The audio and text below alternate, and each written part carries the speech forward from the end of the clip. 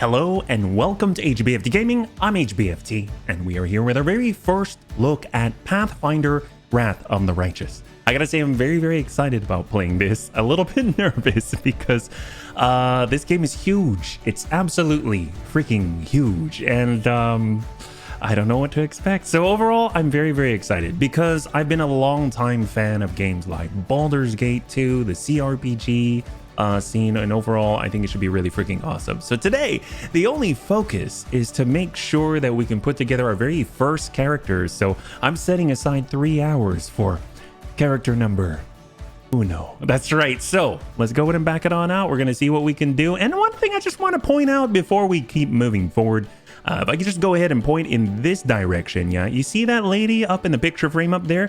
Does she not look like Liliana Vess? Doesn't she look like Liliana Vess? Does anyone see that? Do you see that? She totally looks like Liliana from Magic the Gathering. Anyway, all right, let's go ahead and jump straight into the new game and we'll see what we got here. Maymoth, welcome. Very good to see you. Hopefully you're having a good Tuesday. Yeah, we'll back this up, we'll bring this up, and let's see what we can do. It's totally Liliana. It totally looks like her. All right, so here we go. Choose your story. Join the struggle against the world wound, the epic war between Galarian and the Abyss that has raged for more than 100 years. Up to now, the Crusader armies have barely managed to curb the overwhelming enemy forces, but not for much longer. The Demon Lords are preparing to strike a decisive blow, and you will have to harness mythical powers, take command of the 5th Crusade, and lead it against the demonic hordes. Oh my god! First thing I think of when I think of the Crusades are like the Knights Templar or something like that, or better yet, the Knights Hospitaliers, and then at that point, we've got to go black and white. I think that'll be great. Yeah, 3 hours of character creation. It must be glorious. Yes, that's right. All right, so out of everything that we're going to choose, there's only one thing I'm going to change. I'm going to stick with the normal difficulty level. I hear that you can adjust the difficulty level potentially on the fly, but there's one thing I'm going to change. All right, so first of all, for auto level up, I'm not going to do it. Okay, I stand corrected. There's 2 things I'm going to change. Auto level up, not going to do it. I kind of want to be more involved in, and I know there's a lot to learn, but we're just going to go ahead and turn that off. There's one more thing, which I think has to do with respecs, right? Enable characters to retrain. That's what it is. We've got to go to on right here, yeah? So it's already on. That's perfect. And hey, Old Gamer Mike, thank you so much for the resub. I really appreciate it. Welcome. You haven't missed a darn thing. We're just choosing the difficulty level.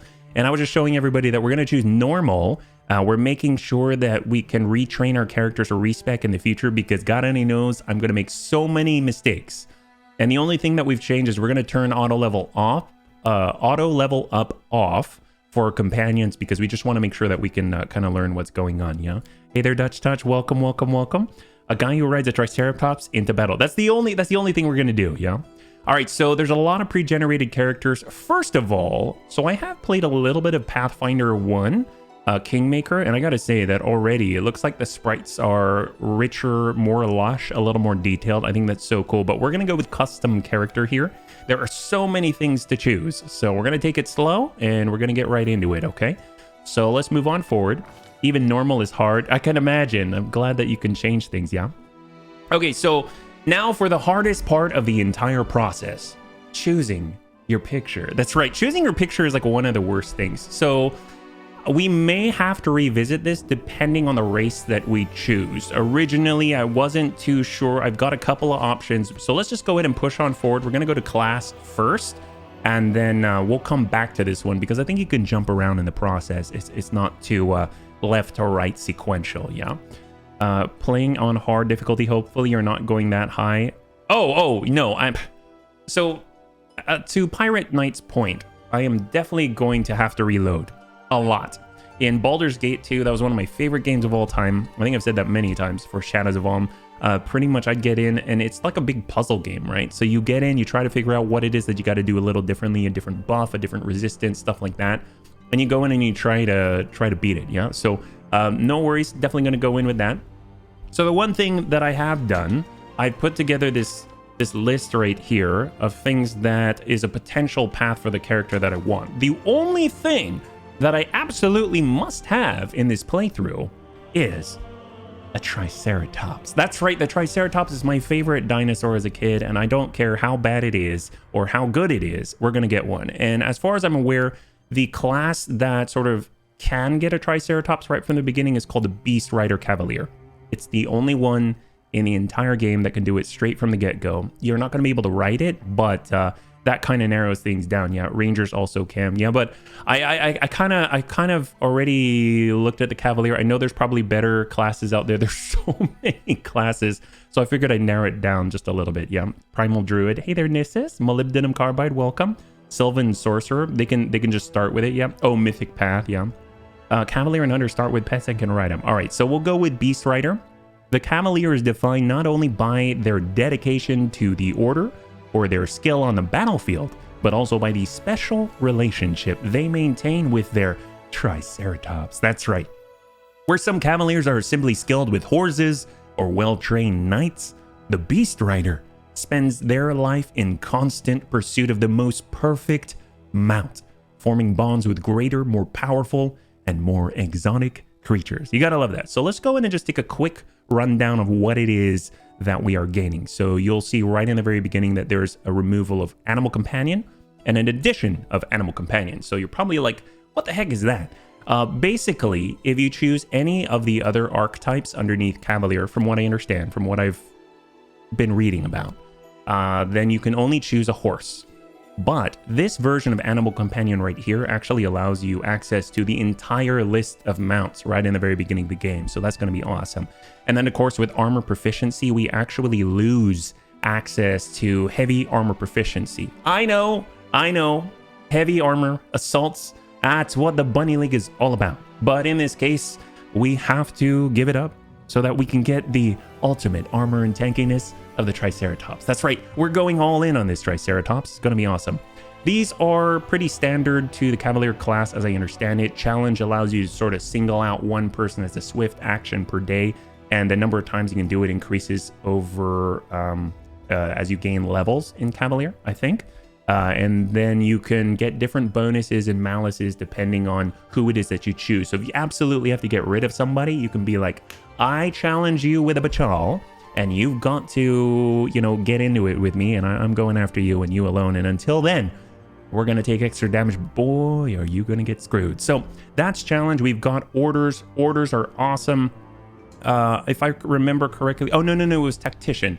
Tactician's really awesome. I think some of the classes, some of the archetypes lose Tactician, but one of the cool things about Tactician is that there are teamwork feats that you can utilize, and one of the cool things is that with Tactician, you can give teamwork to the rest of your party, and then thus have a sort of a good synergy with the rest of your party, even though they may not have the requirements to get whatever the teamwork feat is. Yeah. Hey, Kalani, welcome. You're so happy you're trying this game. It's so good. Well, Kalania, I gotta say welcome, and we're just gonna be making a character today.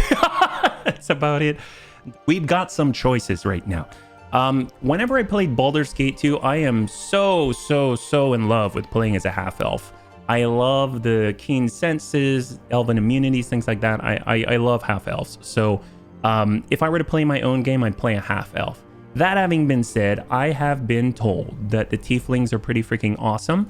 And as a tiefling, you can actually choose your heritage. Look at this. This is crazy. You can choose your heritage. And if you choose Pitborn, it actually increases your strength and your charisma. So if we were to choose a tiefling, we'd choose Pitborn. Okay.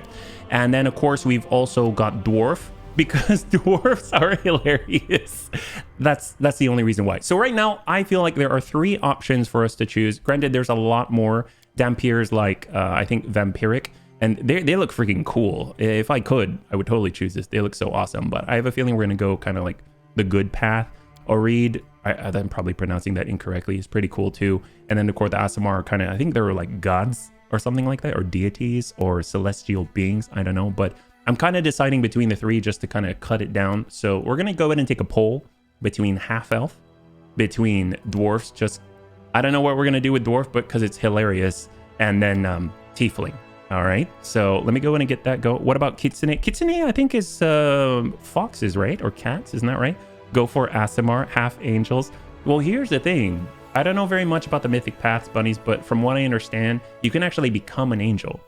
That's pretty freaking cool. And if you think about all the times that I played Diablo 3, I mean, you play as a half angel, half demon. So I kind of already done that. So I think we're going to stay away from Aasimar, as cool as they are, and go for the tiny short people, the very lithe and swanky half elf, or we're going to go for the, what was the other one? The tiefling with the horns, you know? Right. So right now we're looking at still a 5-point lead across half elf and tiefling, and 2 and 1. There we go. This looks like the return of Chat Bambo, right? Change to half elf. No, unfortunately, the bunnies have spoken. We're going to go with a tiny little dwarf. All right, here we go. We got a dwarf. Obviously, the most attractive being the world has ever seen. Vote gnome. Oh, if we went gnome or halfling, we'd definitely go with the order of the doggo, right? All right, so we're going to go with I guess, a female dwarf because Chat Bambo was female. Let's see what we get because, to be honest, I wasn't ready for everyone to choose a dwarf, so I don't really know what we get, so I'm just kind of curious myself. So, looks like we get a buff to Constitution. Very, very nice. A little bit of wisdom. That doesn't really help us out too much, and we lose charisma. Oh, that sucks. Charisma is actually very, very useful to the class, so we're just going to have to play around that. Okay, so let's see what we get. We get slow and steady. Dwarves have a base speed of 20 feet, but their speed is never modified by armor or encumbrance. That doesn't really help us because usually we're in light armor or medium armor, yeah. You should play what you want. She even has the same haircut as Chat. Stability. Dwarves gain a +4 racial bonus to their combat maneuver defense when resisting a bull rush or trip attempt while standing on the ground. I mean, that's useful, although I would imagine most of the time we'd probably want to be on our Triceratops, so it'll be nice when we're in the very beginning, right? Until we're level 7. We've got Hardy. A +2 racial bonus on saving throws against poison, spells, and spell-like abilities. That's good. Defensive training Giant. Dwarves and gnomes gain a +4 dodge bonus to their armor class against monsters of the giant subtype. Maybe it's because we're really, really small, and over time everyone's giant to a small little dwarf. So it kind of makes sense that we're used to how to interact with very large beings. You know, I wonder if we're gonna get a kitsune in our party. I want one because floof. Maybe, I don't know. Defensive perks. I mean, always helpful. Let's see. We got hatred against orcs and goblinoids. Goblinoid, that's odd. All right, +1 racial bonus on attack rolls against humanoid creatures of the orc and goblinoid subtype. We got keen senses, +2 racial bonus on perception checks. Nice. I hear perception's very important. Dwarven weapon familiarity. Dwarves are proficient with battle axes, heavy picks, and warhammers, and treat any weapon with the word dwarven in its name as a martial weapon. That's freaking cool. Maybe we're gonna have to change. Originally, I was thinking I wanted to be some type of warrior as a cavalier on top of a giant Triceratops with 3 horns and a big giant plate, kind of like we're behind some kind of mounted anti-tank gun. But in this, and we're wielding this long sword that just goes out and smacks people in the face. But maybe we're gonna have to come in with like a pickaxe or something. I dig it. Warhammer, smack him on the head. Main weapon, sword and shield, or axe and shield, or lance. I think we're going to have to go without shield on this one, although I really like the idea of a shield. And then finally, racial heritage. Various places and living conditions create sub-races differing from their peers. They gain unique racial traits in exchange for losing some of the usual ones. Okay, not too bad. Like the bunnies were saying, very, very defensive. We lose a little charisma, which we want as a cavalier, but we'll work around that. And it seems like we get to use big, blunt, smacky things. I'm down for that. So let's see, what's the description going? Give them the bonk. Recommend your dwarf be tanky because she'll be up front. Your beast companion use some of your skills. Heck yes, sir. Thanks. All right, dwarves are a stoic but stern race, ensconced in cities carved from the hearts of mountains and fiercely determined to repel the depredation. Nice word. The depredations of savage races like orcs and goblins. Remember orcs and goblinoids. More than any other race, the dwarves have acquired a reputation as dour and humorless craftsmen of the earth. It can be said that dwarven history shapes the dark disposition of many dwarves, for they reside in high mountains and dangerous realms below the earth, constantly at war with giants, goblins, and other such horrors. Oh my. Dwarves are short and stocky, and stand about a foot shorter than most humans, with wide, compact bodies that account for their burly appearance. Male and female dwarves pride themselves on the length of their hair and men often decorate their beards with a variety of clasps and intricate beard braids. A clean-shaven male dwarf is a sure sign of madness. Or worse, no one familiar with their race trusts a beardless dwarf. Oh, well, here's the thing. We're going to be a female dwarf. I don't know if that necessarily translates into having a big beard. So even though we don't have a giant beard, I'm guessing it's going to be okay, right? You can tell it's an RPG when all the fancy words come out. I know so many words from RPGs which are never used outside of our... Right? Bonk, go to horny jail. Wait, what? All right, so let's go ahead and push on in. But actually, let's back it up. We're going to go to portrait here. Curious what dwarven female pictures we've got right now. I don't like this one. This one's horrible. Why would we be a dwarf that kills? Okay, no, we are not being a dwarf that... Why is it the first one that we get? Okay, are there other characters here? I'm not going to kill a bunny. This is ridiculous. Oh, there we go. You know what? I like this one. Works calm down a bit joke. Thanks for... Heck yes. All right, we're going to choose this one for now. And then I'm just going to go ahead and adjust our picture. I don't know if I can do that. Whoa, she looks cool. My God, I like this one, and that one. I think she's an Asimar. God, she looks super cool. I wish I were that girl, but that's okay. We're going to go with this one right here, yeah? Red hair. She looks very adventurous. I love it. That we're an adventurous sort, right? All right, so we're pushing on forward. We got a female dwarf. She's a beast rider. That's awesome. Racial dwarf. Here we go. Racial heritage. All right, we got some choices here. So we've got 3 choices. That's nice, yeah. She's an Asimar. That one with the crossbow really looks like Chat Bambo. I can see that. Well, we might have to change it just a little bit. Maybe it's not Chat, but maybe it's like Mortimer Bambo or Chatty Bambo. I don't know. All right, so let's see. We've got 3 choices. We got Barrow Dwarf. Barrow Dwarf loses keen senses, defensive training, and hatred. Oh, wow. But gains a +1 bonus on attack rolls. That's useful. And a +1 dodge bonus to their AC against undead. And +2 racial bonus on lore checks. I don't know about that. That's a pretty hefty exchange there. What about Ooh, I like Unstoppable Dwarf.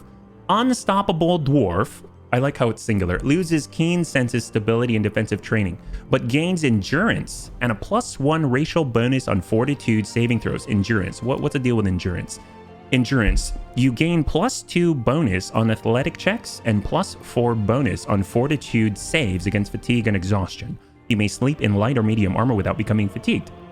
Oh, do you normally have to take your armor off to sleep? Holy crap. Go basic. That's what I'm thinking. When you have so many options, going with a basic option always feels wrong. And you are a usual exemplar of your... This one basically reads as, you're a dwarf. We're a dwarf. You'll be fighting lots of undead. Just saying. Oh, boy. Basic seems to have more advantages. All right, well, you know what? We're just gotta go. we're a basic dwarf. We'll be a basic dwarf here, yeah? Okay, what do we have now? We have a little bit of a background selection. Okay, nice. Well, if I had to choose, I love being a warrior. You've seen your fair share of blood, agony, and even death. Your music is a sound of clashing steel. Your life is often balancing on the edge of a blade. So I'm just going to kind of click through these rather quickly. I'm not too sure what they do. You know what's a little bit interesting? Take a look at this. So one thing that I'm noticing on every single thing that I choose as a background, so I'm basically, when I'm looking at these, if you're curious what I'm doing as a total noob to the system, not really knowing any of these backgrounds, I'm basically blurring my eyes. And I'm looking at this right here. And as I mouse over, I'm looking at what changes. It's kind of like how we review contracts at work. we're going to be melee. We're going to be melee. And if you look at these right here, you can see that all of this bottom paragraph is pretty much the same. So weapon proficiency, armor proficiency, bonuses, check penalty, etc. And the big thing that's changing is your abilities and the type of like stealth, perception, whatever that skill is at the top. So I feel like if I had to choose any, if you think about it as a dwarf, we get a warhammer. We're also going to get access to like a heavy pick or a heavy axe or something like that. And then we've got any sort of thing that says dwarven on it is treated like a martial weapon. So having access to long spears, javelins, things like that would be pretty useful. So I kind of feel like mercenary or guard would be pretty good. This is light crossbow, light armor, short sword. Mercenary seems to get us access to weapon proficiency, long spear, etc. Yeah. Check the mercenary weapons. This seems really, really nice. I like this. Add knowledge world to the list of her class skills, and we're gonna get these. You know what? I'm gonna go with mercenary. I'm a little bit torn because I want to boost perception as much as possible, but I'm gonna go with mercenary. I like the idea of being able to at least dabble with long spears and javelins and spears like that, because eventually, when you're a cavalier, from what I understand, you can charge on your mount, and you want to use a lance type weapon. I think long spear, javelin, spear like that all count as lance type weapons. Yeah. Once you're mounted at a high level, you want to go with long spear. Got it. Well, this will be helpful then. Merc background is a good fit for Chat Bambo. All right. All right, so let's push on. What do we got? So here we go. Allocate ability points. We got a lot of points here. So I'm going to want to go ahead and boost our strength pretty high. So we'll just get that up to like 18. It's maxed out at 18. There we go. We'll get this up to like 16. We'll bring our dexterity up. Oh boy. We'll bring our wisdom down. I kind of got to boost the charisma because if I'm perfectly honest, from what I understand, we actually have to boost our charisma at least a little bit, because if we don't, we kind of want even numbers for the modifiers, and we really need our charisma to go up a little bit just because of tactician. I don't know how far I can drop this out. That gives us at least a +1, yeah. Well, I mean, I guess we'll go with, there's 2 points, yeah. We'll go 13. All right, you get more points at 4th level. Okay. Okay, these are our skills. So I definitely want mobility. From what I understand, when you're on a mount, essentially mounted combat utilizes your mobility for a mobility check, and eventually your mount can just completely negate incoming damage depending on your mobility. So I'm actually going to go in and boost our mobility right there. And then I know that you can kind of share your checks across your entire party.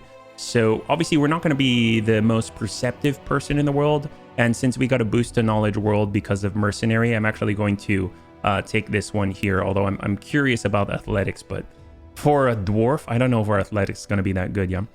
What kind of trouble are we getting ourselves into now? Hey there, Raging, welcome. We're just making our first character. You get 1 ability score point every 4 levels. You can fix odd numbered ability scores that way. Hey, Alceras, thank you so much. Welcome. Cool. Thank you so much for the update there. I think I'm going to go with knowledge, world, and mobility. We'll stick with this, and we'll see where we get to. Athletics will be awesome, but I have a feeling if we have a rogue character or something like that, maybe they'll be our athletics character in this case. Definitely want the mobility for our mounted combat, and then knowledge world seems to be useful. I think it helps with making camps and things like that. I don't remember what the duties are, so I'm kind of throwing that against the wall. I don't know what that's going to be, so we'll just go ahead and move on from here. Yeah. Oh, it's intelligence based. Oh, we're screwed.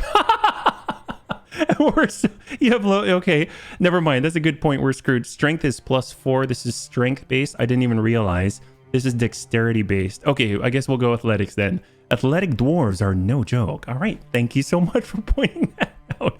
I didn't realize how much we were going to shoot ourselves into the foot.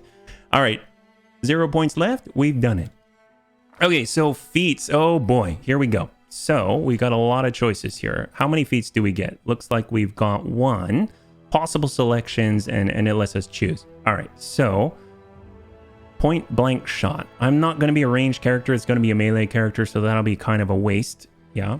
We have the dumb persuasion for dialogue. I think other characters can do persuasion. Yeah, we'll do persuasion on another character, perception on another, and we'll see what else that we got. I almost feel like weapon focus might be an important one early on. Armor proficiency is not taken by the Beast Rider. I think we'll hold off on heavy armor because there are malices when you're riding in mounted combat. So you kind of don't want really, really heavy armor anyway, as much as I love that idea. Iron Will, mounted. Okay. Once per round when your mount is hit in combat, you attempt a mobility check to negate the hit. The hit is negated if your mobility check result is greater than the opponent's attack roll. I kind of want this. Obviously, because I definitely want Spirited Charge in the future. When mounted and using the charge action, you deal double damage with melee weapons.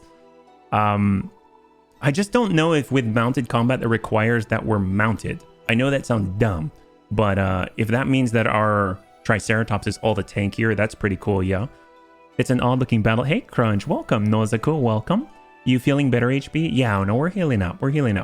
I've got next week. I'm starting my physical therapy. So thanks so much for asking. Yeah, go for the mounted combat. Seems all right.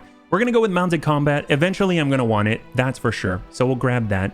Once per round, when your mount is hitting combat, you attempt a mobility check. Remember, we got a boost to mobility. And the hit is negated if your mobility check result is greater than the opponent's attack roll. All right, thank you so much, bunnies. Too much information, my brain's going to start bleeding. Right? An athletic dwarven specialized in fighting mounted on a pony. Mounted on a pony? We're going to be mounted on a giant Triceratops. All right, so let's see, what do we got? Order of the Cockatrice. So I've actually taken a look at these very briefly. From what I understand, Order of the Sword is pretty darn good. Order of the Shroud, I don't know, it's grayed out. I'm not too sure why. However, from what I understand, Order of the Shroud is very good at fighting against undead. So that's really, really cool. Order of the Lion, it seems to be focused more on, I think buffing and debuffing, like debuffing your enemies and buffing your party. Order of the Star, I think the higher you go, eventually you can like counterattack people a lot. I don't know for sure. I'd have to read through all of it. And then Order of the Cockatrice. Bunnies, I kind of feel like we should be Order of the Cockatrice. You're probably wondering, what is Order of the Cockatrice? When I think of our dwarf on a Triceratops, our dwarf is quite the braggart. Our dwarf is quite the... very full of herself, let's say, okay? And when she gets into combat, she's very much a very selfish character. So I kind of feel like this might be a good one, but I'm kind of going back and forth between Order of the Sword and Order of the Cockatrice. So let's just go ahead and just briefly go over both, and then we can choose between both, yeah? Should be available starting at level 2. Order of the Lion is good. I would imagine, yeah? It says when your mount is hit in combat, you have to be mounted. Oh, well, that's a bummer. I guess we'll have it and not be able to use it until level 7. That's a bummer. I'd prefer a line, since you want to improve your pet and allies, change it into combat. Hey, definitely. We're playing Pathfinder Wrath of the Righteous. Welcome. So let's go ahead and take a look at Order of the Cockatrice, Order of the Sword, and then we'll just kind of glance at Order of the Lion, although I'm kind of leaning towards Order of the Cockatrice, okay? So Order of the Cockatrice. A cavalier who belongs to this order serves only themselves. That's right. Oh man. Working to further their own aims and increase their own prestige. Cavaliers of this order tend to be selfish and concerned only with personal goals and objectives. All right. Beautiful. Okay. So challenge. This is interesting because it seems to modify challenge. So if you notice, as a cavalier, as a beast rider, you get challenge already. However, I think this is a special one. Whenever an Order of the Cockatrice Cavalier issues a challenge, they receive a +1 morale bonus on all melee damage rolls made against that target of their challenge, as long as they are the only creature threatening the target. So you've got to be alone with your target. You're basically engaging in a joust. You issue your Bachal, and then at that point, you get a bonus against them. This bonus increases by +1 for every 4 levels the Cavalier possesses, since you can go up to level 20. Eventually, that'll be +5 as a morale bonus. That's pretty freaking high, so that's awesome. Order of the Sword. Okay, boss. Nothing scares your enemies more than a tiny ball of fury jumping around and flying into your face with daggers drawn. Oh my. Hand damage, what happened? Oh, we, long story short, basically, I have a, they're still figuring it out, but I have a tight muscle on the front, and it's causing numbness in my fingers, so I'm trying to immobilize it, that's all. I can go into it more a little bit later. Let's see. Dazzling Display. I've heard this is really good. It says, your skill with your favorite weapon, cool, can frighten your enemies. While wielding the weapon in which you have weapon focus, you can perform a bewildering show of prowess. As a full round action, make a persuasion check to demoralize all foes within 30 feet who can see your display. So you basically get your dwarven weapon, you wave it around and say, look at me, I'm issuing my Bachal. And everyone goes, oh my sacre bleu, that is incredible, incroyable. And then they basically fall down dead. All right, and then we've got Braggart. Sounds like yeah, no, probably superior. At second level, the Cavalier receives Dazzling Display as a bonus feat. The Cavalier receives a +2 morale bonus on melee attack rolls made against targets under fear effects. You know, it's kind of interesting because if you have Braggart and you have Challenge, you'll notice that Challenge has a + morale bonus, and then you'll notice Braggart is a + morale bonus. So I'm assuming early on, Braggart's going to take precedence, and then after that, Challenge, your Cockatrice Challenge will, as you gain 4 levels each, and eventually you surpass the 2. So I don't know. I don't know how good that is. Don't forget about the athletic jump to boost it. Oh, really? It helps us out? Steal the Glory. All right, this I'm excited about, okay? So check out Steal the Glory. At level 8, so by then we're going to be able to mount, and we're going to be able to use mounted combat because, as some of the bunnies have pointed out, early on, we're not going to be able to use mounted combat because we're basically not going to be able to ride on our Triceratops until level 7. But at level 8, the Cavalier can steal the glory from another creature's successful strike.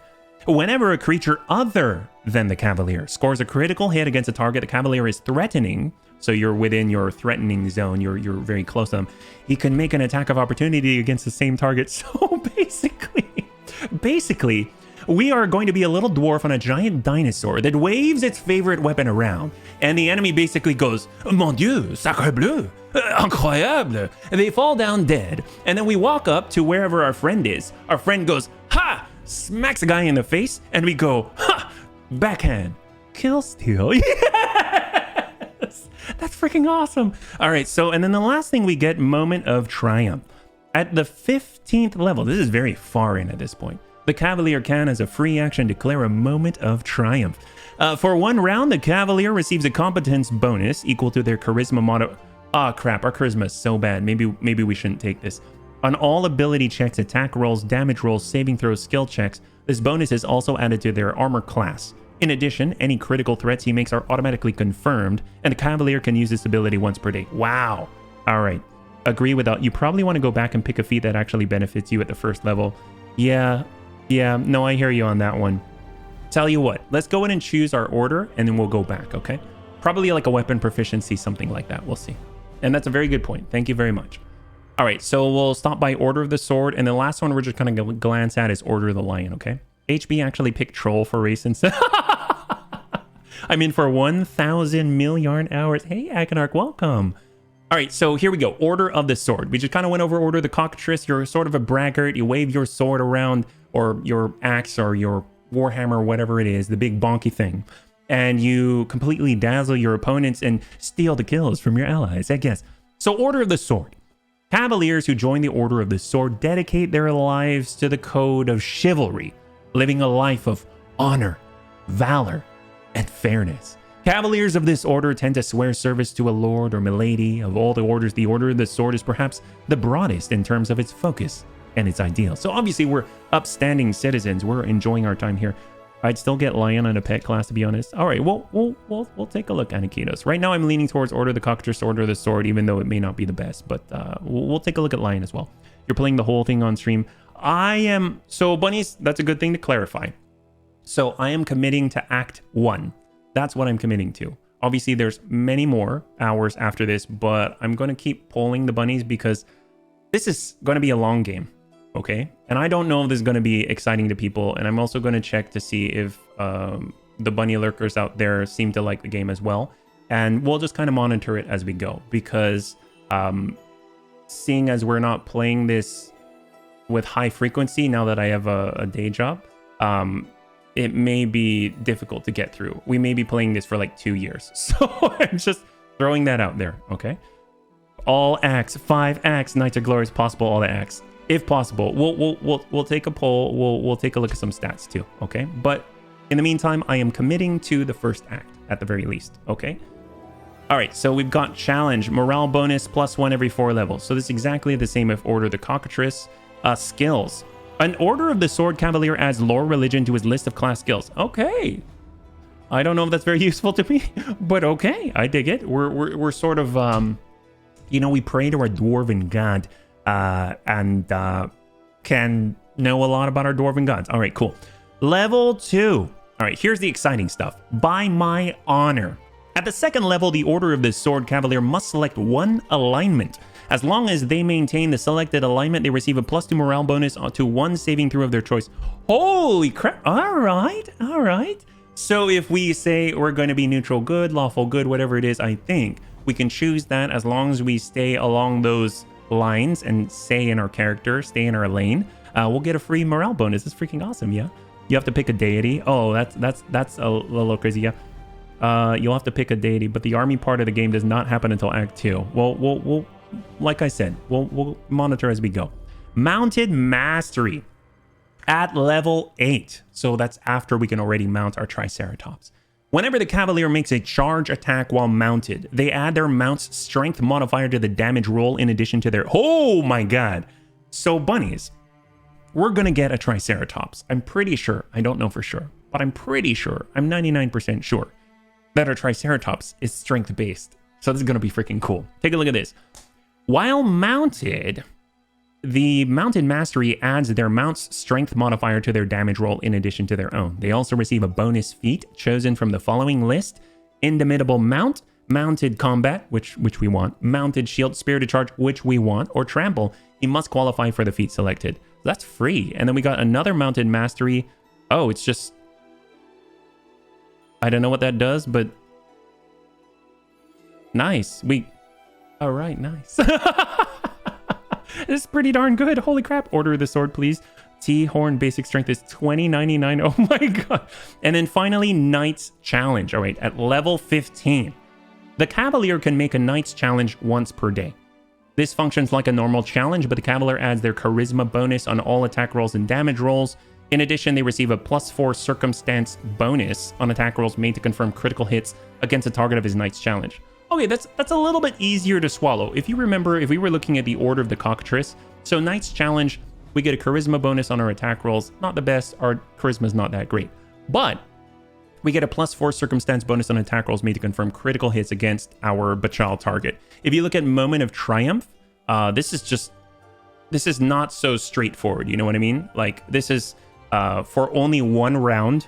That is not the best. For only one round, it's a really good buff, but it only lasts for one round, and any critical threats you make are automatically confirmed. That's nice, but it's only once per day. Whereas this is straight up once per day, you get huge bonuses on attack rolls against your target. That's really cool if you just want to drop something out, yeah. Every time you say Triceratops, I think of Triceracop, and now we need to rewatch Kung Fury. Yes. All right, and then finally, we're going to take a look at Order of the Lion. These are the three that we're going to be choosing between. I'm just going to briefly go over this one. Order of the Lion, the last one. A cavalier who belongs to the Order of the Lion has pledged themselves to a sovereign, be it a king, a queen, or even their local warlord. Cavalier, they say that so cavalierly. Yeah, that's right. They're like your local warlord at the Walmart down the street. Cavaliers of this order are stalwart and dedicated to their cause, willing to go any length to ensure the safety of their lord and their domain. All right, so challenge, regular stuff, I think. Oh no, this is a little different. It's defensive. You receive a +1 dodge bonus to your armor class against attacks made by the target of your challenge. And the bonus increases by +1 for every 4 levels the Cavalier possesses. So instead of getting bonuses to your attack roll, you're getting bonuses to your survivability. That's kind of cool. And the nice thing too, it does not say only when you're the only one threatening the target. If you remember with the Order of the Cockatrice, if we go up here, it says right here that you get the morale bonus as long as you are the only creature threatening the target. If you go to the Order of the Lion, you'll see here is you just get dodge bonus against your target. That's really cool. Yeah, it's a huge bonus. More tanky. Yes, more tanky. Skills. An Order of the Lion Cavalier adds Knowledge World to their list of class skills. You got to remember that the bunnies pointed out that that's based off intelligence. I don't know how helpful that's going to be to us, so we'll just sort of negate that one. Lion's Call. At 2nd level, an Order of the Lion Cavalier gains the ability to rally their allies. As a standard action, they can give an encouraging speech, which grants all allies within 60 feet a competence bonus on their saving throws against fear, equal to their charisma modifier. Crap, our charisma modifier is really bad. This is not good. And a +1 competence bonus on attack rolls for a number of rounds equal to the Cavalier level. Anytime when an ally under effect should make saving throw against frightened or panicked, he may make 2 saving throws to avoid the effect if a saving throw is allowed, taking the better of the 2 results as his actual saving throw. Holy crap, so it's almost like taking a, like getting an advantaged roll against fear. That's pretty freaking cool. The way it reads, it almost reads like you could sort of make this happen after the ally's been feared. And all you got to do is go, oh man, get your act together. Or something like that, and everything's fine. All right, for the king, at the 8th level, will there be laser raptors? Speaking of which, you didn't read the description of challenge for Order of the Sword. I didn't. If I recall correctly, let's see, +1 morale bonus on attack rolls against a target of challenge, as long as you are on your mount. As long as he is astride his mount. I am assuming you got to be mounted. And the bonus increases by +1 for every 4 levels. So it's attack bonus based, but it doesn't have the limitation of the cockatrice. That's really cool, yeah. All right, we've got for the king. At 8th level, An order of the Lion Cavalier can call out to their allies, inspiring them to greatness. As a swift action, nice. The Cavalier can grant a competence bonus equal to their charisma, oh crap, our charisma modifier, on all attack and damage rolls to all allies within 30 feet. This bonus lasts for 1 round, and this ability can be used once per combat. Again, I'm a little nervous about our charisma. I kind of feel like we're not the best for this. We start with a -2. And then finally, the last one, Shield of the Liege. At 15th level, an order of the Lion Cavalier can protect those around... That's cool! Can protect those around them. Allies that are adjacent to the Cavalier receive a +3 shield bonus to their armor class. Oh yeah, that's just straight good. There's no prerequisite to it all. That's just really, really good, yeah. Pretty much Lion is a team player, while Lion's very good for what you want to do with strength. Probably Sword is best. Yeah, I'm thinking Order of the Sword is probably the best one out of the 3, just based off of what the bunnies have chosen. So since we're going with a Dwarf, it gets -to Charisma, but plus to Strength and other things. We are a basic Dwarf. We are a mercenary, so that's going to give us access to those spears and lances and everything like that. And we've got the highest strength you can possibly get. So I think Order of the Sword is probably going to work the best for us. So we're going to choose Order of the Sword. Need to respect. We'll go forward. The bunnies chose. We'll go forward with this, yeah. So I'm going to hit next, but then I'm going to go back. Because Alceres and the bunnies, they did point out that mounted combat is awesome, but we're not going to be able to mount anything until level 7, unless we were to start with another archetype where we could start with a horse and we can ride it right away. Let's just go. Let's see. We've got Shake It Off. When you're adjacent to one or more allies who have the feat, you gain +1 bonus on saving throws per ally. That's awesome. With Tactician, that'd be crazy. Crazy durability. And then all the things that we probably don't want to take. Toughness, Steel Soul, all that. Okay, so I think the easiest thing to do early on, let's see, is take Weapon Focus. That's probably the easiest. You gain a +1 bonus all attack rolls you make using the selected weapon. So actually, bunnies, now that I'm thinking about it, I think I'm going to go for Weapon Focus. The only reason why, it's not that combat reflexes is bad. The only reason why is because with challenge and things like that, we might be kind of out on our own, and it's just going to be our skill versus the opponent. So being able to kind of keep up with their AC early on, it might be more useful. So I'm going to go back, and I am going to actually choose Weapon Focus. Although that's a really good one to take, yeah. I'm glad you're playing this. I bought this, have restarted like 5 times, right? Hey, Trith, welcome. All right, so we're going to go with Weapon Focus. Just a matter of choosing what we want, right? Obviously, with our background, we've got access to spears, long spears, javelins, etc. So I'm kind of thinking, they said the choices were like Warhammer. Warhammer seems kind of cool.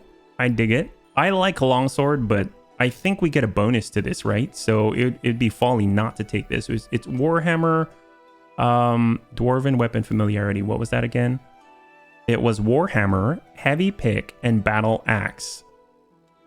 Oh, we're not going to reroll. That's why we're taking so long with this, because we're going forward with whatever it is that we choose. And we made sure that we had respecs turned on. So it's Warhammer, Axes, or Heavy Picks. I kind of feel like if we're going to do anything, we're just going to bash people. The nice thing is we're going to fight against undead. I would imagine that at some point we're going to be fighting against, let's say, skeletons. I would imagine Warhammer, is it blunt?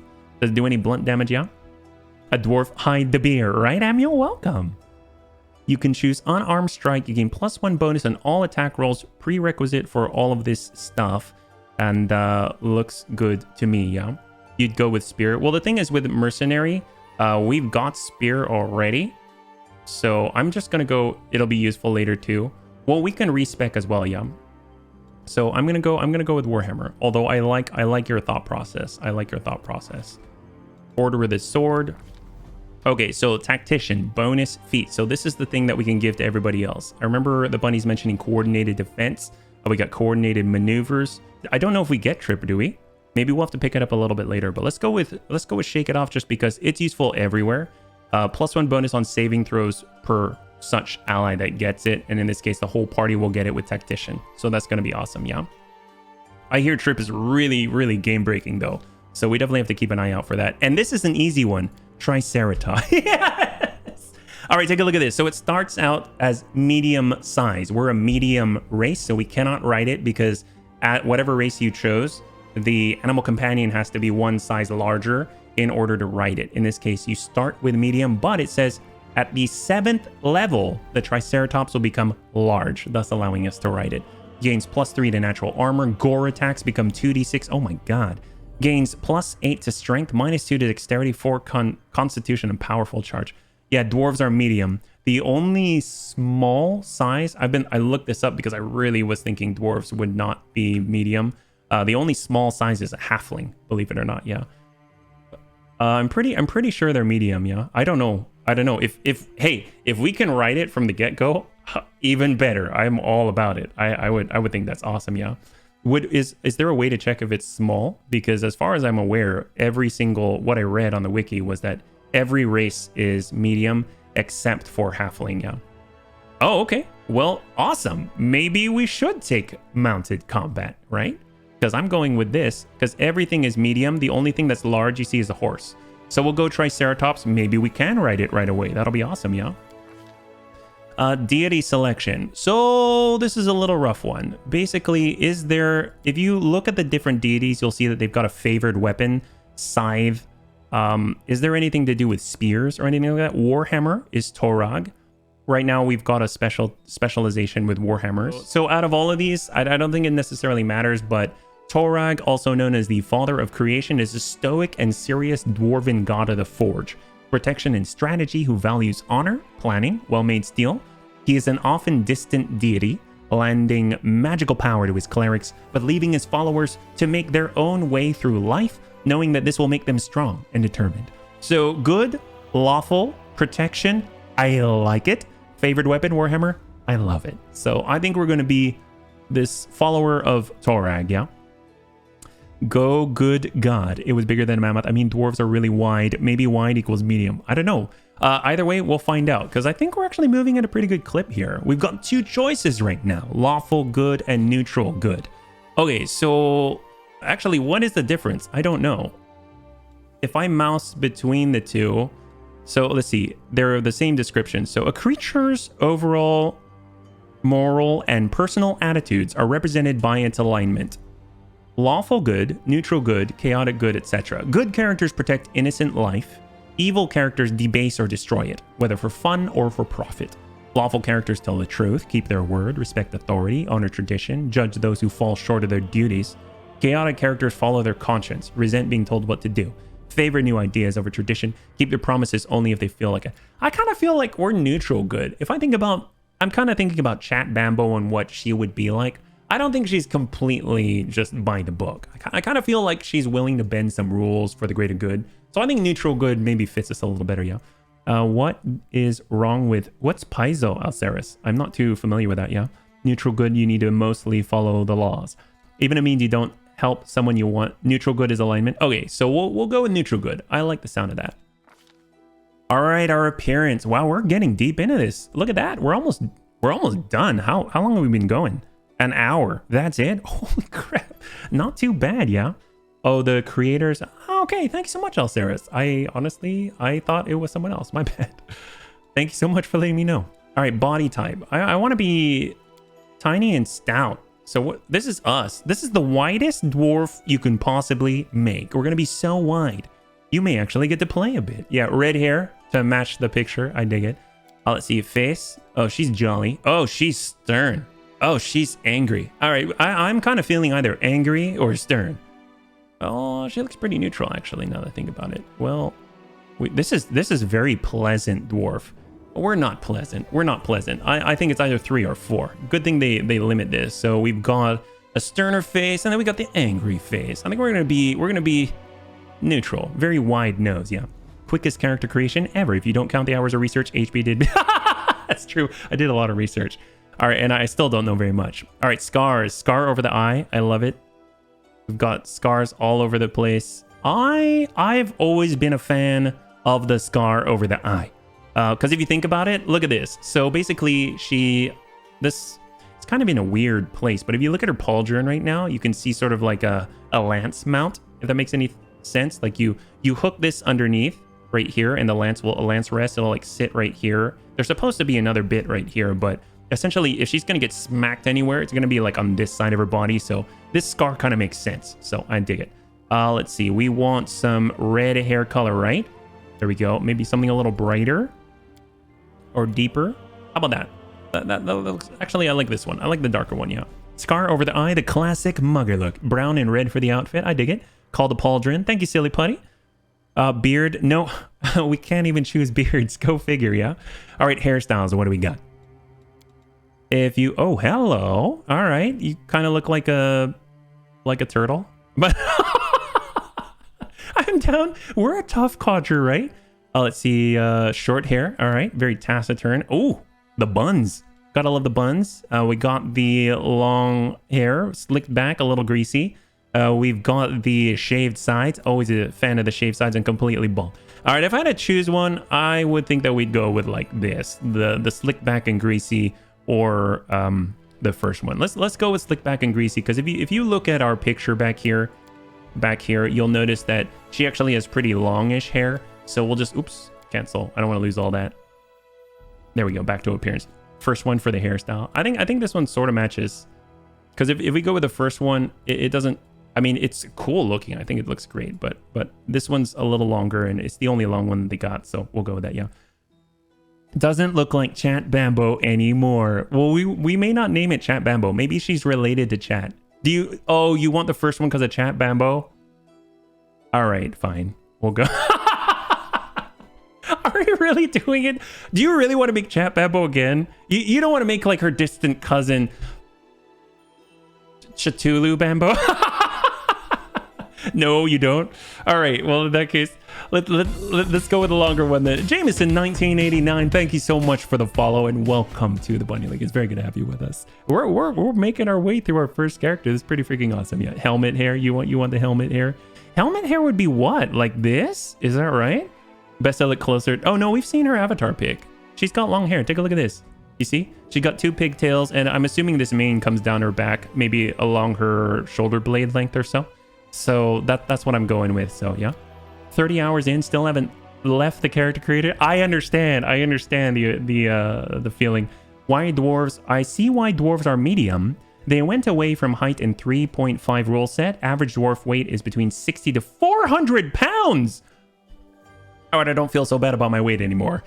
Putting them firmly in the realm of other medium races like humans and elves, according to an article in the 3.5 rule set. Hastor Bambo. Why Hastor? I dig it. We can do Hastor. I don't know why Hastor, but I mean, she's got 2 ponytails. These are like, you know what? I'm gonna go with this one. We'll go with this one right here. She's got some like braids and long hair. Yeah. It has a gear on the lower part of the preview of the character. This one right here. To whether or not we want to show her headgear or show her backpack. I'm going to leave it on because I would imagine we're going to get some badass helmet, and we're definitely going to want to see that. All right, war paint. What do we got? So I'm just going to choose black war paint just to start, just to see what we got. Yeah, I don't want war paint. Well, that was fast. That was really fast. Let's see, primary colors. A dwarf on a Triceratops. Hilarious. You know it, darn straight Triceratops. All right, so primary color, secondary color. We are so fast today. I didn't actually think we'd get through this fast. So let's go and take a look at the pauldron. So I'm kind of judging this based off of the pauldron. Usually I like black with a secondary red, or a black with a secondary green or blue or anything like that. But it looks like the pauldron takes the primary color. So I'm kind of thinking if we go with, I mean, that doesn't really look black to me. Kind of looks a little bit bronzish. Yeah, the bronze didn't look bad either. This one looks bronzish. Yeah, dwarf needs horny or bunny neurohelm. Guess Samuel. I see that. I kind of like this color too. White's actually not too bad if you think about it. Like the white pauldron, I dig that. That's really cool. Black and red. Are we creating a dwarven invader? You mean horniest? You know, I kind of like the white. What if we go white? What if we go gray or something like that? I kind of want a lighter pauldron. Usually I'd want like a full black, but since it doesn't really take on black, I'm kind of thinking we'll stray away from that a little bit, and we'll go with this sort of like alabaster, yeah? Almost as epic as a halfling on a wyvern. Well, we were thinking about Order of the Paw, where you're a halfling on a dog. That's amazing. All right, secondary color. What do we got here? What do we change? When we change it, it looks like all of the main shirt, the interior outfit, things like that. So black's awesome. White is very white. I don't know about that. We've got dark green. I love hunter green, one of my favorite colors. And then, of course, we've got like deep reds to go with her outfit. If we take a look at our avatar right now, she's got browns and things, but I might change our avatar in the future if it'll let me. But since we're going with that, we'll go with we can go with a deep red or something. You have several pages of color on primary. That is true. That is true. There are many pages, but I just don't think any of them will kind of live up to this. We can go with like periwinkle. I mean, that's something.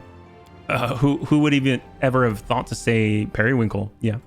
So I'm actually going to go back. I'm glad that you pointed that out, though. We'll go with a sort of like a tinted alabaster and then reddish, brownish here, like so. A little more vibrant. There we go. All right. Not too bad. And finally, we got our voice. A test of my abilities. Dwarf in pink plate. Oh, my. See, what does she sound like? A mere flesh wound. Let's shred them. Oh, my. Contemplate on your mistakes. I stand ready. That doesn't sound too bad. Aim carefully. I won't take that. Someone else would make better use of this. Yeah, that does not sound like us. The spell's not working. That's mean. That still doesn't sound like us. Your luck's run out. Okay, so right now I'm leaning towards aggressive, None shall escape. brave, Let's move. mad woman. All I see is blackness. Okay, maybe not mad woman. And confident. Interesting. So we've got confident, brave, or aggressive. Yeah. Oh, we've got confident is great, brave, pious. Everyone's so different. I relate to you so much trying to find a portrait that matches exactly to the character that I want to play. I understand. I just don't know if I'm going to be able to do it. But we got this as the default, so we're going with it right now. Carefree sounds like the elf. Yes, it does. Brave. All right, we actually have 2 for brave. So I'm just going to click through these a couple of times because I think it might give us other audio files. You should have run. A trivial task. I'll take care of it. Yeah, I don't really like confident too much. What about pious? The Amiel mentioned pious. We shall overcome. Stand with me. I will see this through. Hold on, just a little more. She sounds really cool, but I kind of see that more like a half elf or something like that. Does that make sense? A little bit of a lighter tone. I don't know if that's like racist against dwarves or something. Fun fact, Co-Carnage is the male optimist. Yes, that's awesome. We cannot be defeated. I'm wounded. Strike with all your might. We won't falter. This doesn't suit me. I stand ready. That sounds so different in her muted tones versus her like very excited tones. And then we'll take a look at aggressive, okay? Out of my way. Let's move already. I lead, you follow. I feel like this is more a barbarian. So right now I'm kind of between brave and pious. We cannot be defeated. Strike with all your might. I do not find this to be you. Contemplate on your Yeah, we're going brave. We won't falter. Pious would be good for a cleric. I throw my vote for brave. Yeah, I'm with all of you on brave. That sounds amazing. So let me go to bring this back down. We chose a voice. All right. So now we get to choose our name. All right, bunnies. Will you have a helm check for that? If someone chooses a helm, absolutely. Medieval helm check. Oh my. I don't know if I wish I had a medieval helm. I wish I had an Armet. That'll be awesome if I did. So let's go in and refresh the poll right here. Let me go and reset this one up. Yeah. And we've got some choice. The Sister of Battle. I love the Sisters of Battle. They're so freaking awesome. Okay, so we can either go, I guess. So why Hastor, Deadman? That's what I'm curious about. Why Hastor Bambo? I think Bambo would work, but she looks so majestic. You know what I mean? It's almost like she's got this red mane of gloriousness. So what kind of names do they have? Kotri, Agna, Yangrit, Krodwet, Tabelda. Hastor is Cthulhu. Are you serious? You want to name her after? All right, that makes sense. Sure name Sheldguard. Oh, like a shield guard. So Hastor. It's a Cthulhu god. Are you kidding? Wait, are you serious? Is it really a Cthulhu god? The king in yellow. Say his name 3 times, and he comes. That's horrible. Why would we name? It is. Oh my god. Why would we name her that? That's horrible. I mean, are we supposed to? So you guys really want glorious? Hastor the Horrible is his name. So okay. So let me get this right. We're going to be a basic dwarven woman. We're brave. We've got a brave voice. We're a mercenary. We've got the Order of the Sword, and we smack people with our Warhammer until we're very, very late game and we respec and get that lance from hell. We shake off all the damage, and on top of that, we ride in a giant, majestic Triceratops with a shield and 3 horns straight into battle. We worship Torag. His favored weapon is the Warhammer. He exemplifies good, lawfulness, protection, your allies.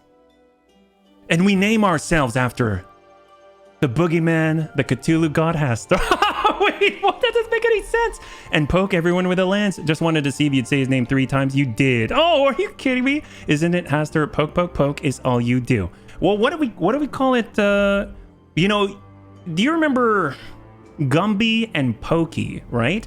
Gumby and Pokey. I mean, if you're saying Pokey, yes, with an I and a U, so it'd be Hastur Bambo. Shouldn't we make it a little more dwarven, like Hastura? I'm hoping that's not a bad word. Hastura Bambo or Hastura Bambi. Hastura Bambino. We'll just go with Hastura. All right, we'll go with it. Thank you so much. All right, we'll go with Hastura. I like it. She's going to be the child of a Cthulhu god that has decided to change her ways, and she's going to ride into glorious battle on a giant dinosaur. All right, here we go. As far as the birth date, you know what? I'm going to use my birthday just because I don't know what else to choose. We'll go Erastus 14. There we go. Shield Guard, sure name.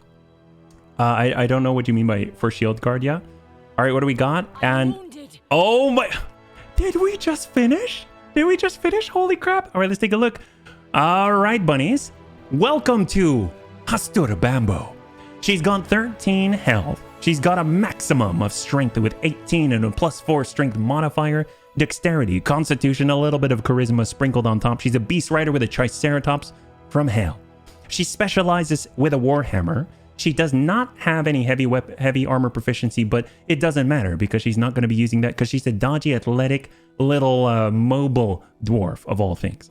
She likes to work with her teammates using her tactician abilities so that she can get saving throws and things like that. And she, with that Warhammer, she's going to smack people up and then call it a day.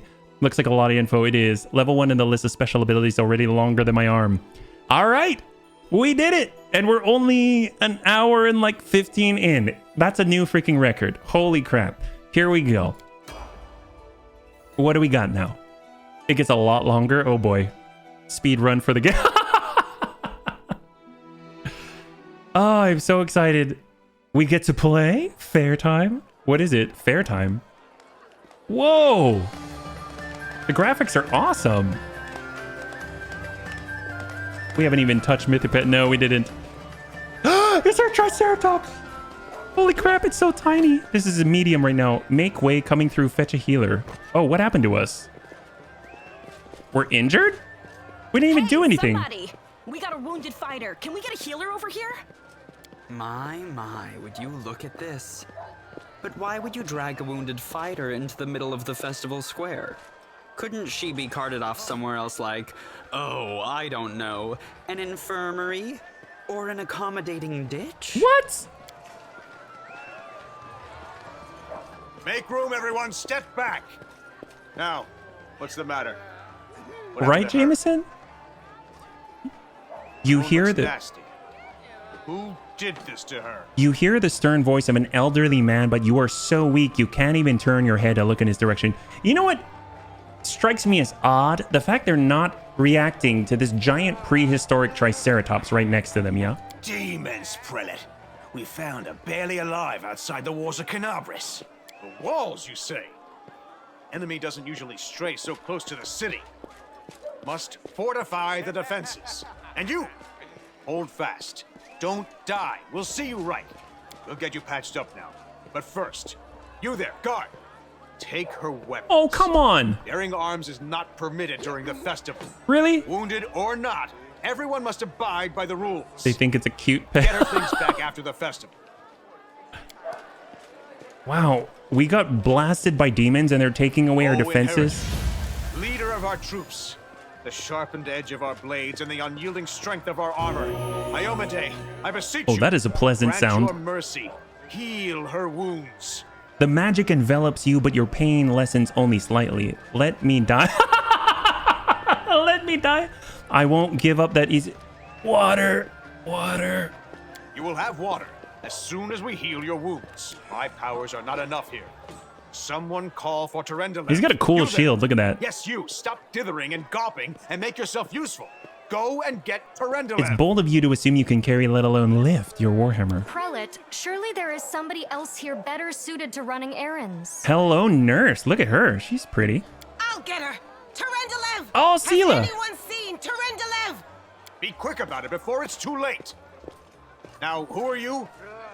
I don't remember seeing you before, and I have an excellent memory for faces. My name is Hastura Bambo. Oh, he didn't even That's respond. the first I've heard of that name. Who are you then? What's your business in the city? I'm guessing this is Tyrendelev? My dear prelate, please, for the sake of the festivities, stop interrogating this poor woman. She's they've been got through cool enough armor. already. Go on. I'll take care of her. Are you going to a voice pack? Nah. I mean, unless the bunnies want me to, but I wasn't thinking of doing so. All right, as you wish. You are our protector, and a dragon at that, so I shall defer to your wisdom. But be on your guard. I've been informed she was wounded near Canabris. The demons. That means the demons are prowling just outside the walls, and the city is crawling with their spies. Others may be able to relax on this holiday, but not you or I. Not the defenders of the city. He's got a really cool helmet. This kind of reminds me of like 14th century armor or something. Sure, interrogate the person on their deathbed while they're injured.